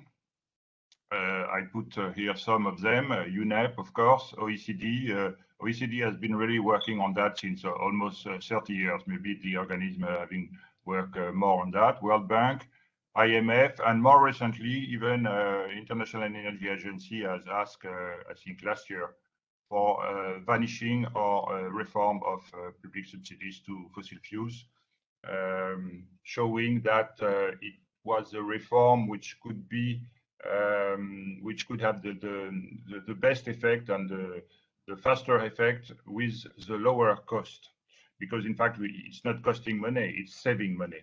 And of course, this money you can save from public subsidies can be reinvested by countries in social public policy, in education, in health public policy, etc. So to have an idea of the numbers, in this moment it's lower than before, because in general the price, the amount, sorry, of subsidies to fossil fuel is related to the price of energy. So the last number, which is very precise, is 2017, where we were around $300 billion a year. So it was much less than 5 years before. But with what is going on now, that means price of energy climbing up again, it is almost sure that in 2021 and maybe in 2022, it will be much more than $3,000 billion. So that means that the problem is not decreasing. The problem is like Russian mountains, as we say, and it's very depending on the year. And as you can see, the majority of these subsidies, fossil fuels, is given by MENA countries. That means Middle East and North African countries. So a big part of the region we are focusing on, because they are producer country for a lot of them, and the part coming from other part of the world, it's much smaller. So as I have shown some slide before, there is a problem in Southeast Mediterranean, because the climate change is going faster and will have more important effect than in the west part, in the northwest part. But in the same time, if we take the origin of climate change, that means the emission of CO2 and the fact that public subsidies is favoring emission of CO2, there is a higher responsibility, we can say, of this region in subsidizing emission of CO2. To give you an idea more precise by countries, these are the number of 2020, and you can see the country which are producing, which are giving the more subsidies to fossil fuels. It's in $1 billion, and it's also in percentage of GDP. You can see that we have several countries coming from the Middle East or from the southeast part of Mediterranean, which are really big spenders in public subsidies. So I have to ask that, of course, that of course it's a difficult question, and a lot of countries have tried to reduce these subsidies. I can take the example of Iran, of Saudi Arabia, of Nigeria, of Bolivia. But it's, of course, each time very difficult because when you take the public subsidies to going to consumption, to consumers, people in this country are used to low price of energy. And if you suddenly raise this price, you have social protest, social demonstration, and it's and sometimes violence.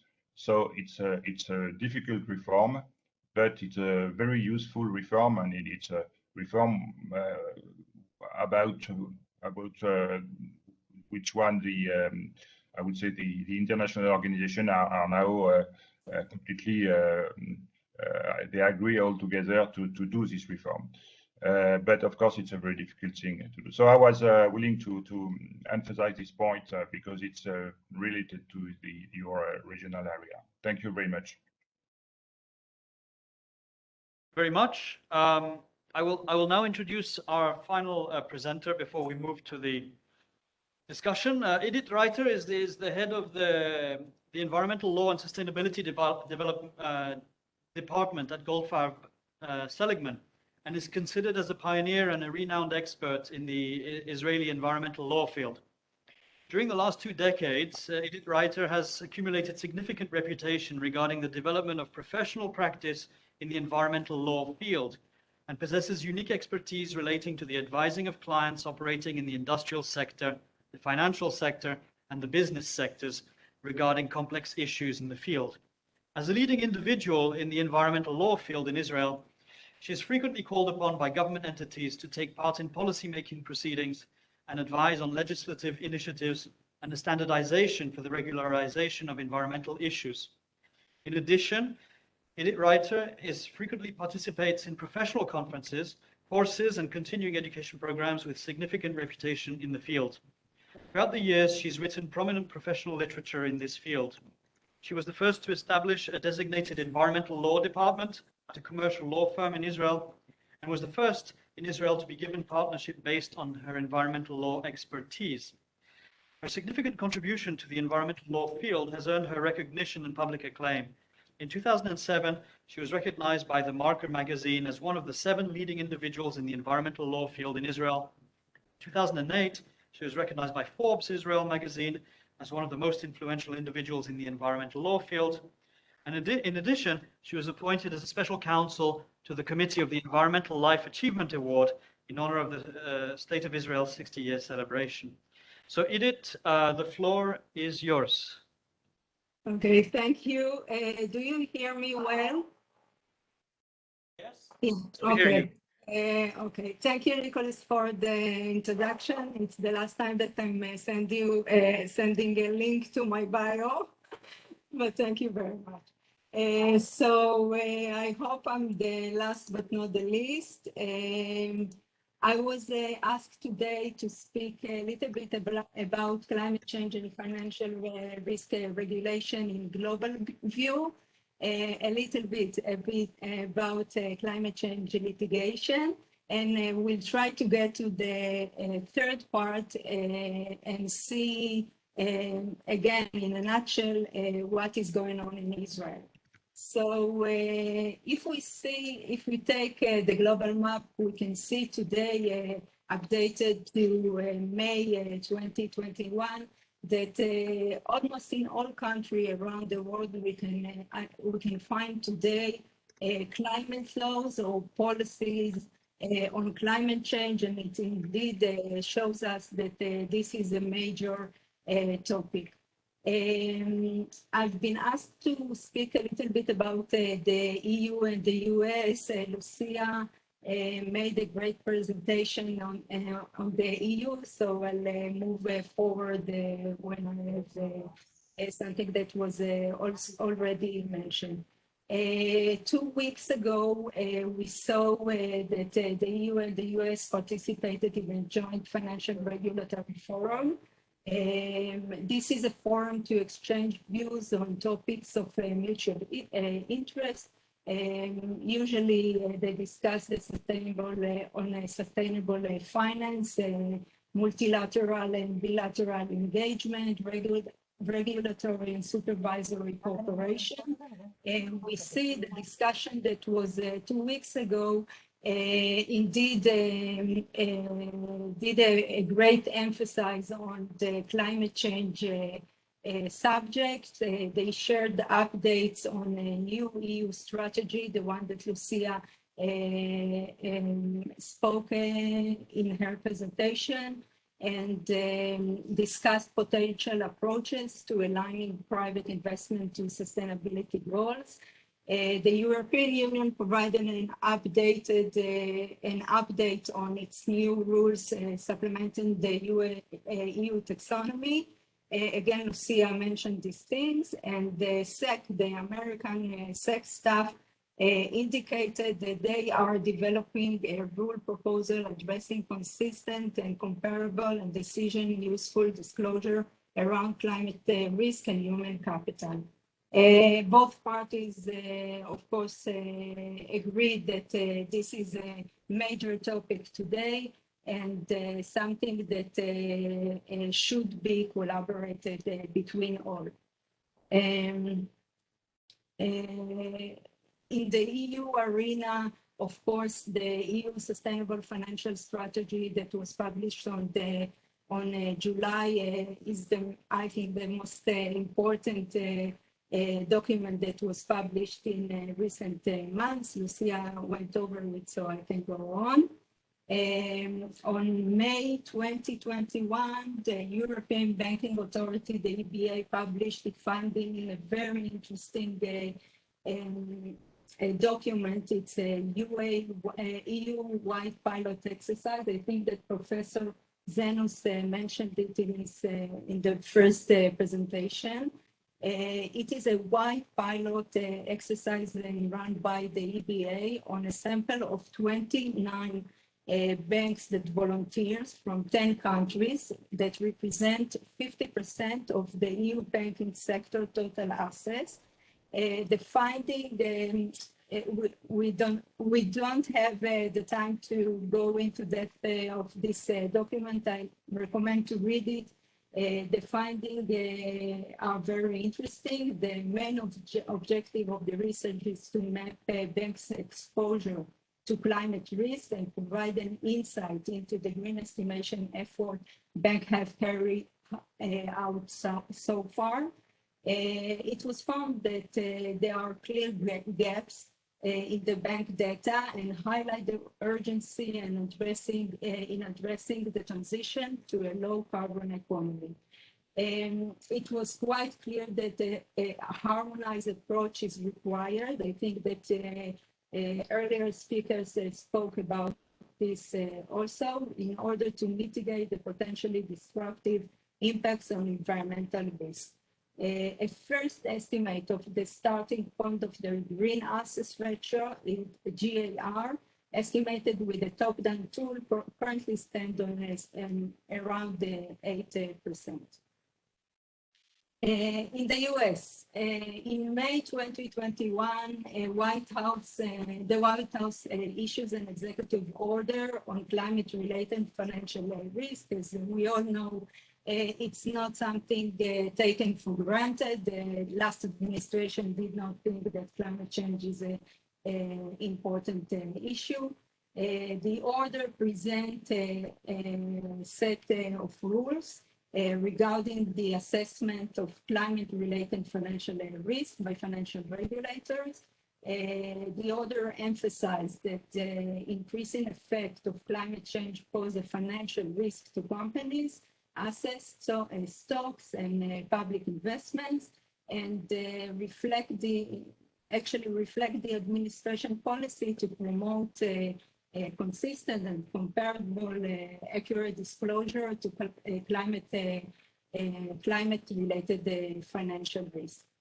And we see today, this is recent articles that you may also read, that more than 20 federal agencies in the US already published climate change adaptation plans that reveal the biggest threats global warming poses on their operation. And in more specific, the US Treasury Department is now taking steps to better understand the financial risk of climate change.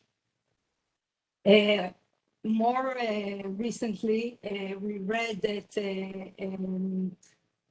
Federal Reserve governor said that the Fed was developing now, it's really recent, it's October 7, developing climate-related scenario for use in bank safety checkup, which are often in bank safety checkup. But she mentioned, and it's very important, that it will be helpful to provide supervisory guidance for large banking institutes. This is something that we discussed in Israel also, that it's very important to have the financial regulator be clear on the path that they want to handle these issues. On June 2021, the Financial Service Committee of the U.S.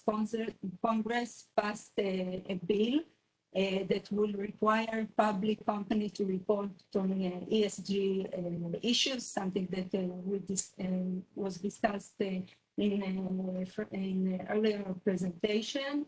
This is the bill also requires reporting on various specific issues, including climate risk, of course. In doing so, company will also be required to disclose information regarding climate change in the industry, including information regarding direct and indirect emission of green gas emissions.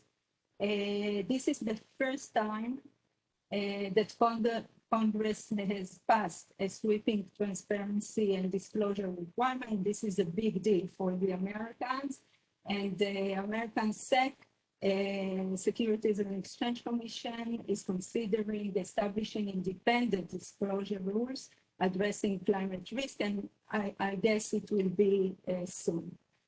Climate change litigation. In recent years, we see more and more entities that are turning to courts around the world for legal redress on climatic issues. The procedures are various. I'll show you the next slide is very vivid.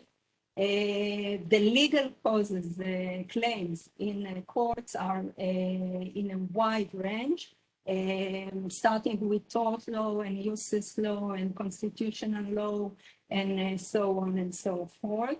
And if we go back to the global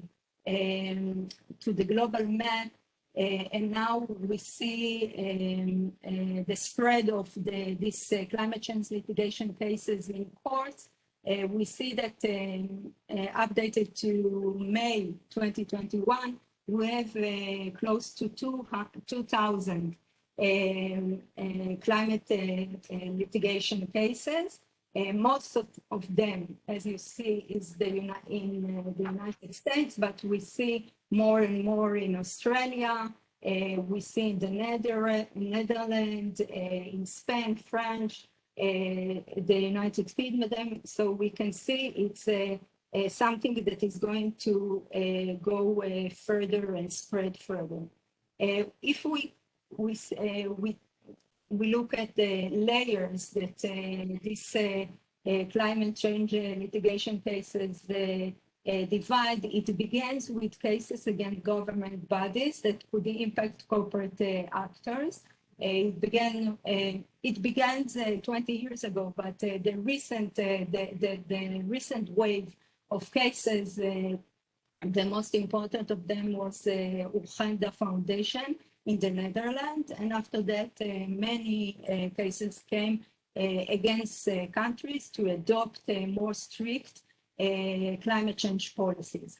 Then started the cases against financial market cases, against banks and pension funds, and I'll try to give an example. McGee is one of the examples. The third layer, we can see cases against high-emitting corporations, and we have many of them, and cases specifically, cases against carbon measures like Shell, and I'll talk about this case specifically in a minute. and cases involving high emitting projects like the power plant in Poland, Polaska, which unfortunately I don't have the time today to go over all of them, but it's very, very interesting, and it's certainly something to look at it. So I'll start in a Shell case in a nutshell, Shell and in a nutshell. The plaintiff are Friends of the Earth Netherlands, and the respondent is Royal Dutch Shell, and the claim was brought to the district court of The Hague in the Netherlands. The claims are that Shell activity in fossil fuel has for many years contributed to climate change.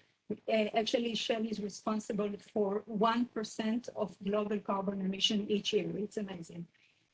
Shell was aware, so the claim, the plaintiff claim of the damage it was causing and the climatic consequences of its operation, and yet continues to expand its operation while investing billions of dollars in fossil fuel. Respondent violated the provision of the Dutch law, the duty of care imposed on it, and the European Commission Convention on Human Rights, including the right to life and quality of life. By creating a risk to others, even though it could have taken alternative measures to prevent this risk. The company is endangering the international climate target, including the target set in the Paris Agreement, and the life of the Dutch residents. These are the claims. The requested remedies from the court was an order requiring Shell to reduce its greenhouse gas emission by 45% up to 2030. On May 2021, the court ordered a presidential decision. It ordered Shell to meet the said reduction target throughout its supply chain. In this decision, the court ruled in the first time in history that a corporation, not a state, a corporation, is responsible for causing damage to climate change. The court ruled that the company did not act in violation of law. However, it is a duty to protect the human rights of Dutch citizens, and therefore they have to stand in this target. Currently, he also emphasized that currently the climate policy that Shell introduced in the court is unclear and does not take into account all relevant factors. On July 2021, Shell announced its intention to appeal. The company stated that in any case, it intends to reach the reduction target set by the court, but the company believes that the court approach in which it dictates business decision cannot create a change to global warming, and therefore they think they are going to appeal. The other example that I wanted to make, especially today in this conference, is a claim against the Bank of Australia. The plaintiffs are shareholders in the bank, and the court was a federal court in Australia. The claims were that the bank has breached its obligation under the Australian Companies Act, which stipulates that the directors of companies are obliged to provide shareholders with information on financial risk. The annual report that was published by the bank on 2016 did not disclose at all anything about climate change related business risk, including in relation to its confidential investment in the coal mine of Adani Carmichael. The requested remedies was a declaratory order that the bank violated the Companies Act by failing to properly report on climate change risks in its report, and to issue and to require the bank to report on climate change risks issues in its reports. The status of the claim was that in the end, the shareholders withdrew from the lawsuit because in the meantime, the bank published the 2017 annual report, and in which it recognized the risk of climate change and undertook to analyze climate change scenario in order to assess the risk to the bank's business. The last example that I want to show is a claim against a pension fund. So we saw against a big corporation, we saw against a bank, and then against the pension fund. It's McGee versus REST in the Federal Court of Australia. The claim, the plaintiff filed a lawsuit against his pension fund. He asked the pension fund for information about defined climate change risk management according to the local law, and the fund did not provide sufficient information. The claim was that the fund violated its disclosure obligation under the law, and as it did not disclose information about the impact of climate risk on the fund business strategy and assets. The requested remedies was a declaratory judgment, according to which the fund admits that it acted illegally and did not share with its customers and savers the required information regarding the effect of climate change on their savings. The status is that in November 2020, before the trial began, the parties reached an agreement according to which the pension fund would recognize the climate change poses a material direct financial risk, and the fund agreed to implement a new investment policy which addresses these risks. I didn't brought a case against the insurance company, but we can see this is from recent April, a huge negative campaign against Lloyd on stop the call is to stop insuring fossil fuel now, and we see a movement toward other negative campaigns as AIG, and a recent item that says that major UK asset manager diverts from AIG over climate policies.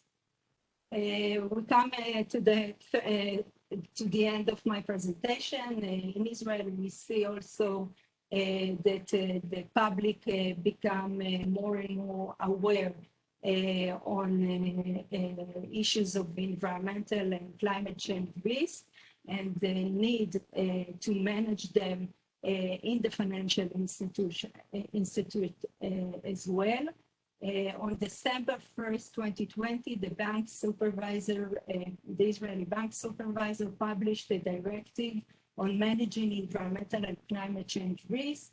In the directive, it was emphasized that the bank supervisors see great importance in promoting this matter and regard the bank's institutes as important partners to the transition to sustainable economy.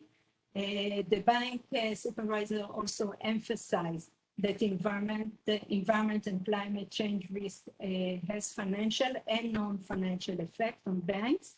This risk can join credit risk, market risk, reputation risk, legal risk, and become in extreme cases stability risk. The bank supervisor mentioned that the intention of the bank supervision is to start a joint process with the bank, and this is something that is done nowadays in Israel, in order to prioritize and build framework to manage environment and climate change risk. In that regard, the Israeli supervisor sent us to learn more in global arena and international financial institution. On February 2021, the Israeli Capital Market Insurance and Saving Authority also published a draft of new curriculum regarding the obligation of institutional entities like insurance company, pension funds, under the to address ESG consideration. Of course, climate change is a main issue under the ESG consideration, under their investment policies, and manage the risk derived from them. We can see in the slides on the right that the Israeli public, as I mentioned, become more and more aware of this stuff, and this is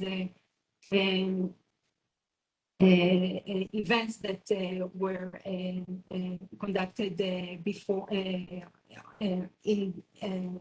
insurance companies, in the big insurance companies and pension funds in Israel. On April 2021, the third financial regulator also joined this path and published a disclosure of corporate social responsibility and environmental, social, and government risk. The authority invites all reporting corporations with security are traded in Tel Aviv Stock Exchange to publish an annual CSR report and to public investors, but the response is entirely voluntary and not mandatory, but it's indeed shows that all three financial regulators in Israel has the same notion that of course the climate change risks are critical, are important, and all financial institutions in Israel must relate to them. Thank you. Thank you very much. This concludes the panel part. These were very interesting presentations, but it leaves us a little bit less time than I had hoped for discussion. I'm going to open the floor for discussion, and I know that I will take questions from the floor, but I also know that we had Noab Tezur from the insurance company Migdal, who wanted to say a few words. Please keep it extremely brief, though, because we need to give time to everybody to ask questions. Okay, so thank you. First of all, my name is Noah. My last name is difficult to pronounce even in Hebrew, so we'll keep it Noah. And I'm part of the ESG team at Migdal Insurance Company. Migdal means tower, and as such, we view ourselves as a lighthouse. It's a similar word in Hebrew, doesn't work as well in English. To lead the market and be innovative in our way of thinking and doing things. And as such, we took upon ourselves a voluntary commitment to run a net zero portfolio of the biggest pension fund in Israel until 2030. And actually, the motivation for that was touched upon slightly by the first speaker, whose name I won't pronounce because it's too difficult for me. But as he showed in much more sophisticated tools than I have, the effects of the climate risk on sovereign debt, we view it as at a larger scale as affecting all kinds of financial assets, being it corporate debt or private equity, capital market, stocks, and whatever. So that was the first motivation to do that, as well as doing good for the climate. But obviously, as an insurance company, our first commitment is to our insurers.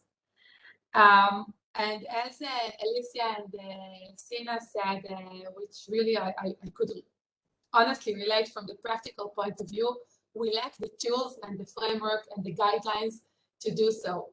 as we take a voluntary commitment because we don't have the regulators yet, as Edith mentioned, giving us specific tools, we really encounter a lot of conflicts and debates, and it's very interesting, but less pragmatic. So from, as I said, from an implementary point of view, you're most needed. I kept it short.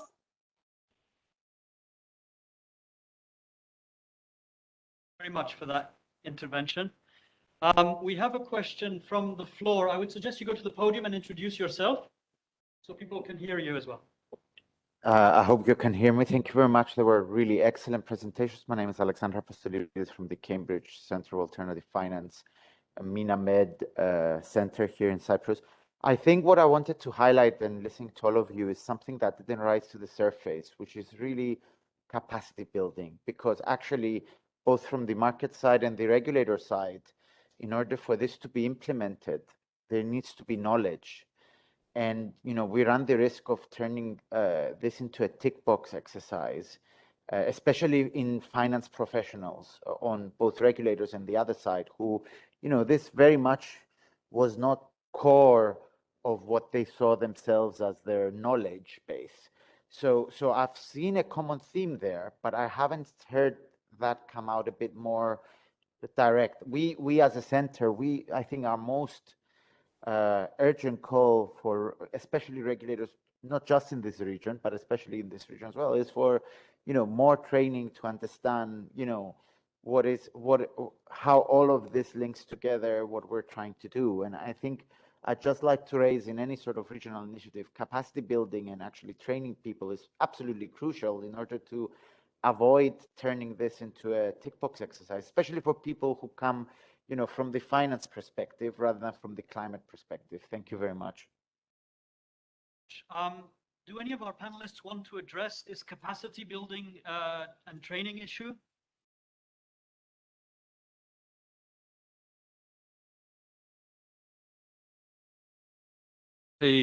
Something, not to leave it an answer, because I think it's a very good point Alex brought up. I don't think, Alex, it has not come in the surface. I've seen a couple of mentions about the research initiatives.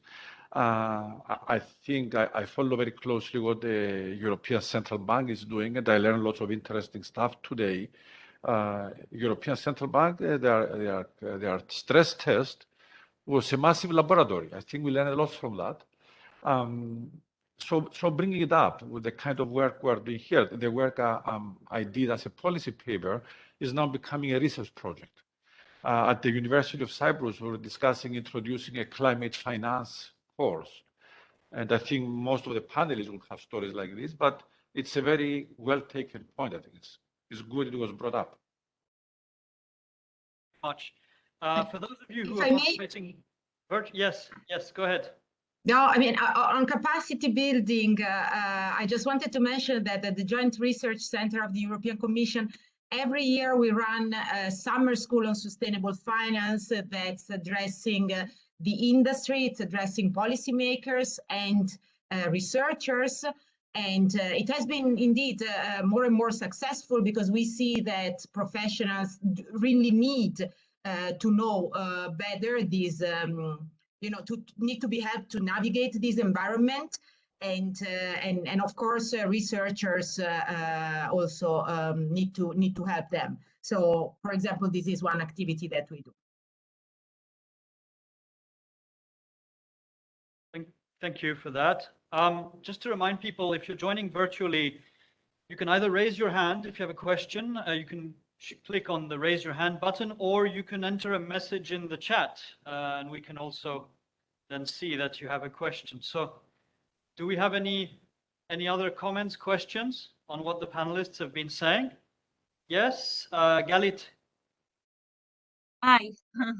Thanks, first of all, it was very, very interesting, and thanks for sharing all this information with us.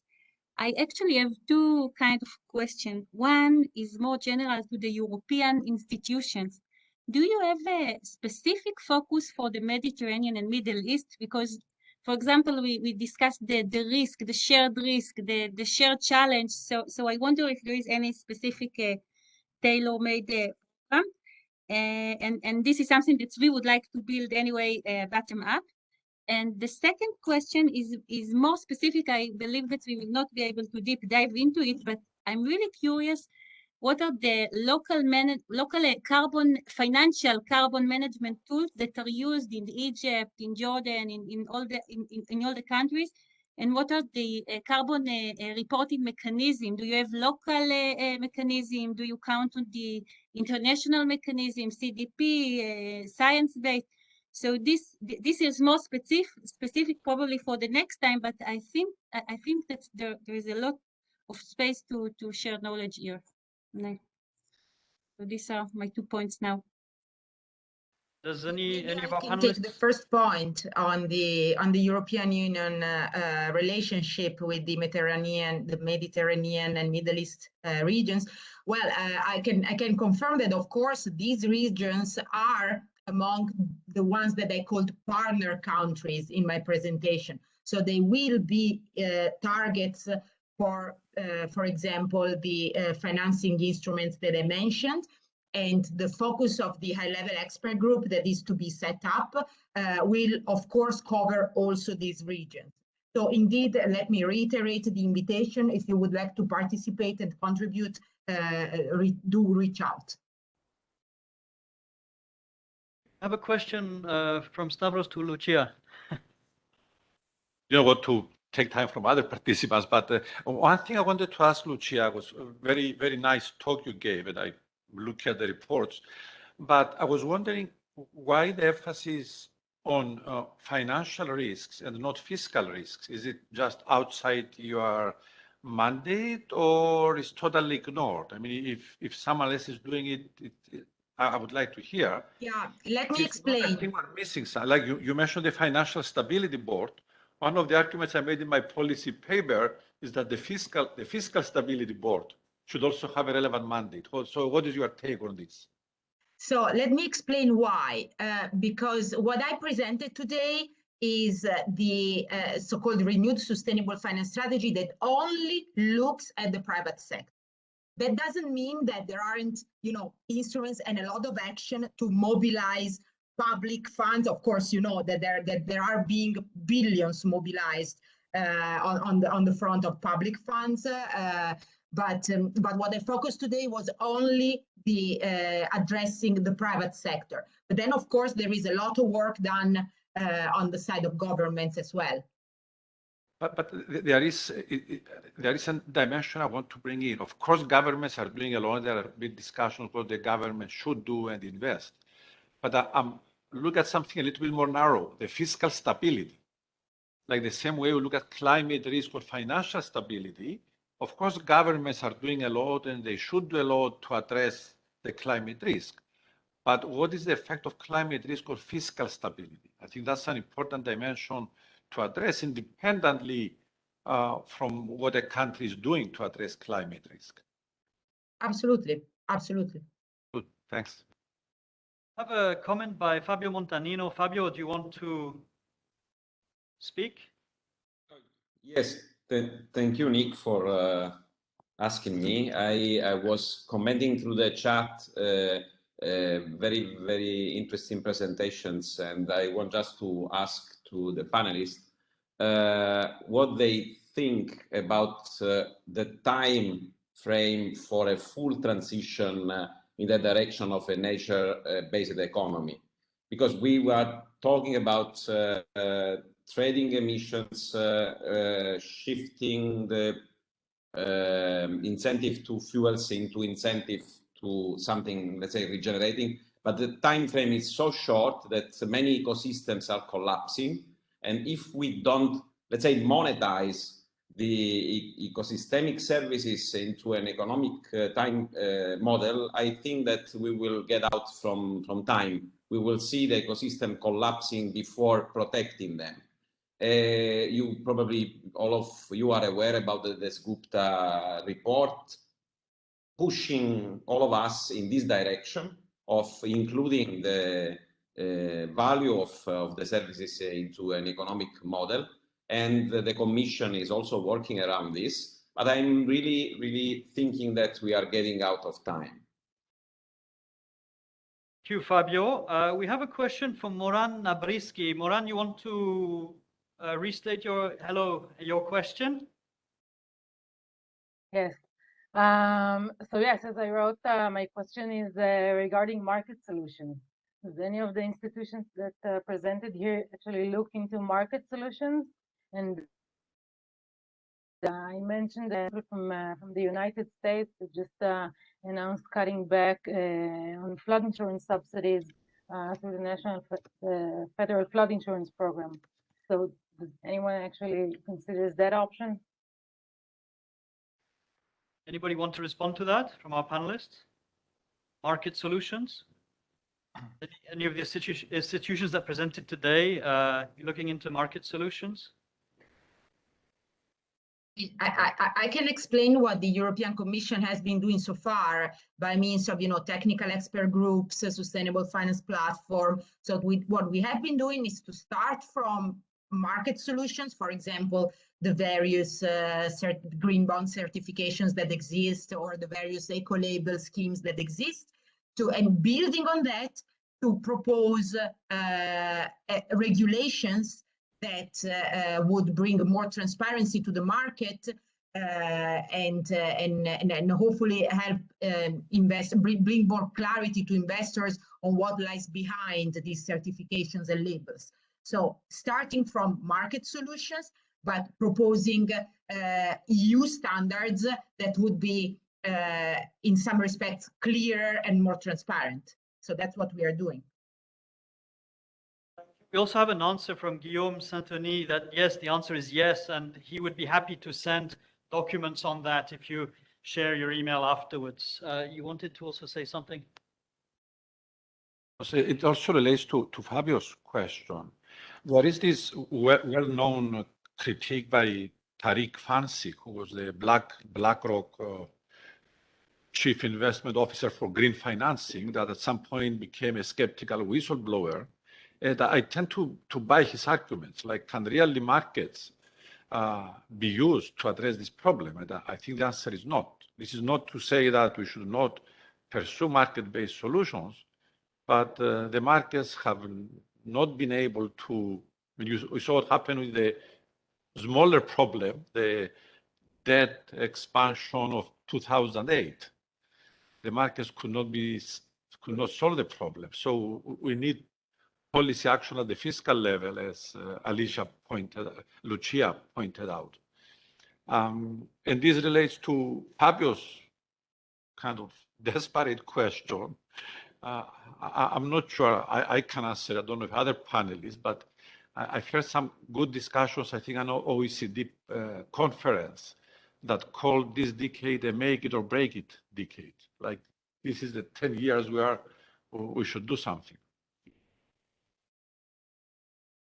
If I may, I just wanted to clarify that that's my personal view about fiscal issues. It's not necessarily the view of the Commission, just better to clarify. Thanks a lot. I'm aware that we're on a very tight schedule, and so what I'd like to do now is invite Colin Price, Professor Colin Price, to maybe summarize what we've heard here today and a few closing remarks. And I'm sure that this is only the beginning. I'm sure that we can continue this discussion after the workshop and exchange the presentations, etc. So Colin, it would be great if you were able to wrap this up. Thank you very much. Great. So thanks very much, Nick, and I greatly appreciate the Cyprus Institute taking this initiative together with us to organize this workshop. I'm from Tel Aviv University. I head the Climate Action Initiative at the university, which was only established a few months ago, with the goal of trying to look for solutions to the climate crisis. I should point out I come from the climate sciences. I don't know too much about the financial sector, so a lot of this was a bit of Greek to me today, even though it's coming from Cyprus. I didn't understand everything here, but I think what we also heard here is we need to bring the scientists to work with all the different sectors, the financial sector, and one of our pillars of focus in our climate center here is really on the financial sector. So we did some mapping to see that this is one of the key sectors we really have to get involved. It's happening in many places, but not necessarily in this part of the world. Some specific ideas and initiatives we've heard about today. And basically, to summarize, what we see is that there are two different aspects. There's the risk aspect, risk to the financial sector, which we can think of this as kind of the adaptation to climate change. How does the financial sector have to adapt? But we've also heard from Sina and from a few others, less so, that there are also opportunities here. And we are trying to also look at the opportunities to the financial sector here to be part of the solution. And this relates to the mitigation of climate change in the long term. So adaptation for the short term, mitigation for the long term, and we really think that the financial sector has a major role here to play in both the mitigation and the adaptation. So I'm very glad at this initial workshop, and hopefully it's just the first of many workshops and discussions together in this part of the world, in this Eastern Mediterranean, the Middle East. And we'll hopefully also be able to use the Cyprus Institute as a foci for us to have more interactions on a regional scale in this important topic. So we also look forward to getting suggestions from the people who participated, the different groups, ideas of how we can actually increase this collaboration, the involvement in the region on this topic. And with that, I'll return it back to Nick, and maybe you can wrap it up. So thank you everyone for participating, and hopefully we'll see you again soon.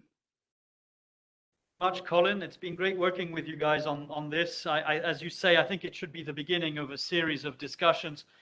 As the Cyprus Institute, we'd be very happy to welcome more of you here physically in person in Cyprus if COVID permits. So in the meantime, thank you to all of you for participating.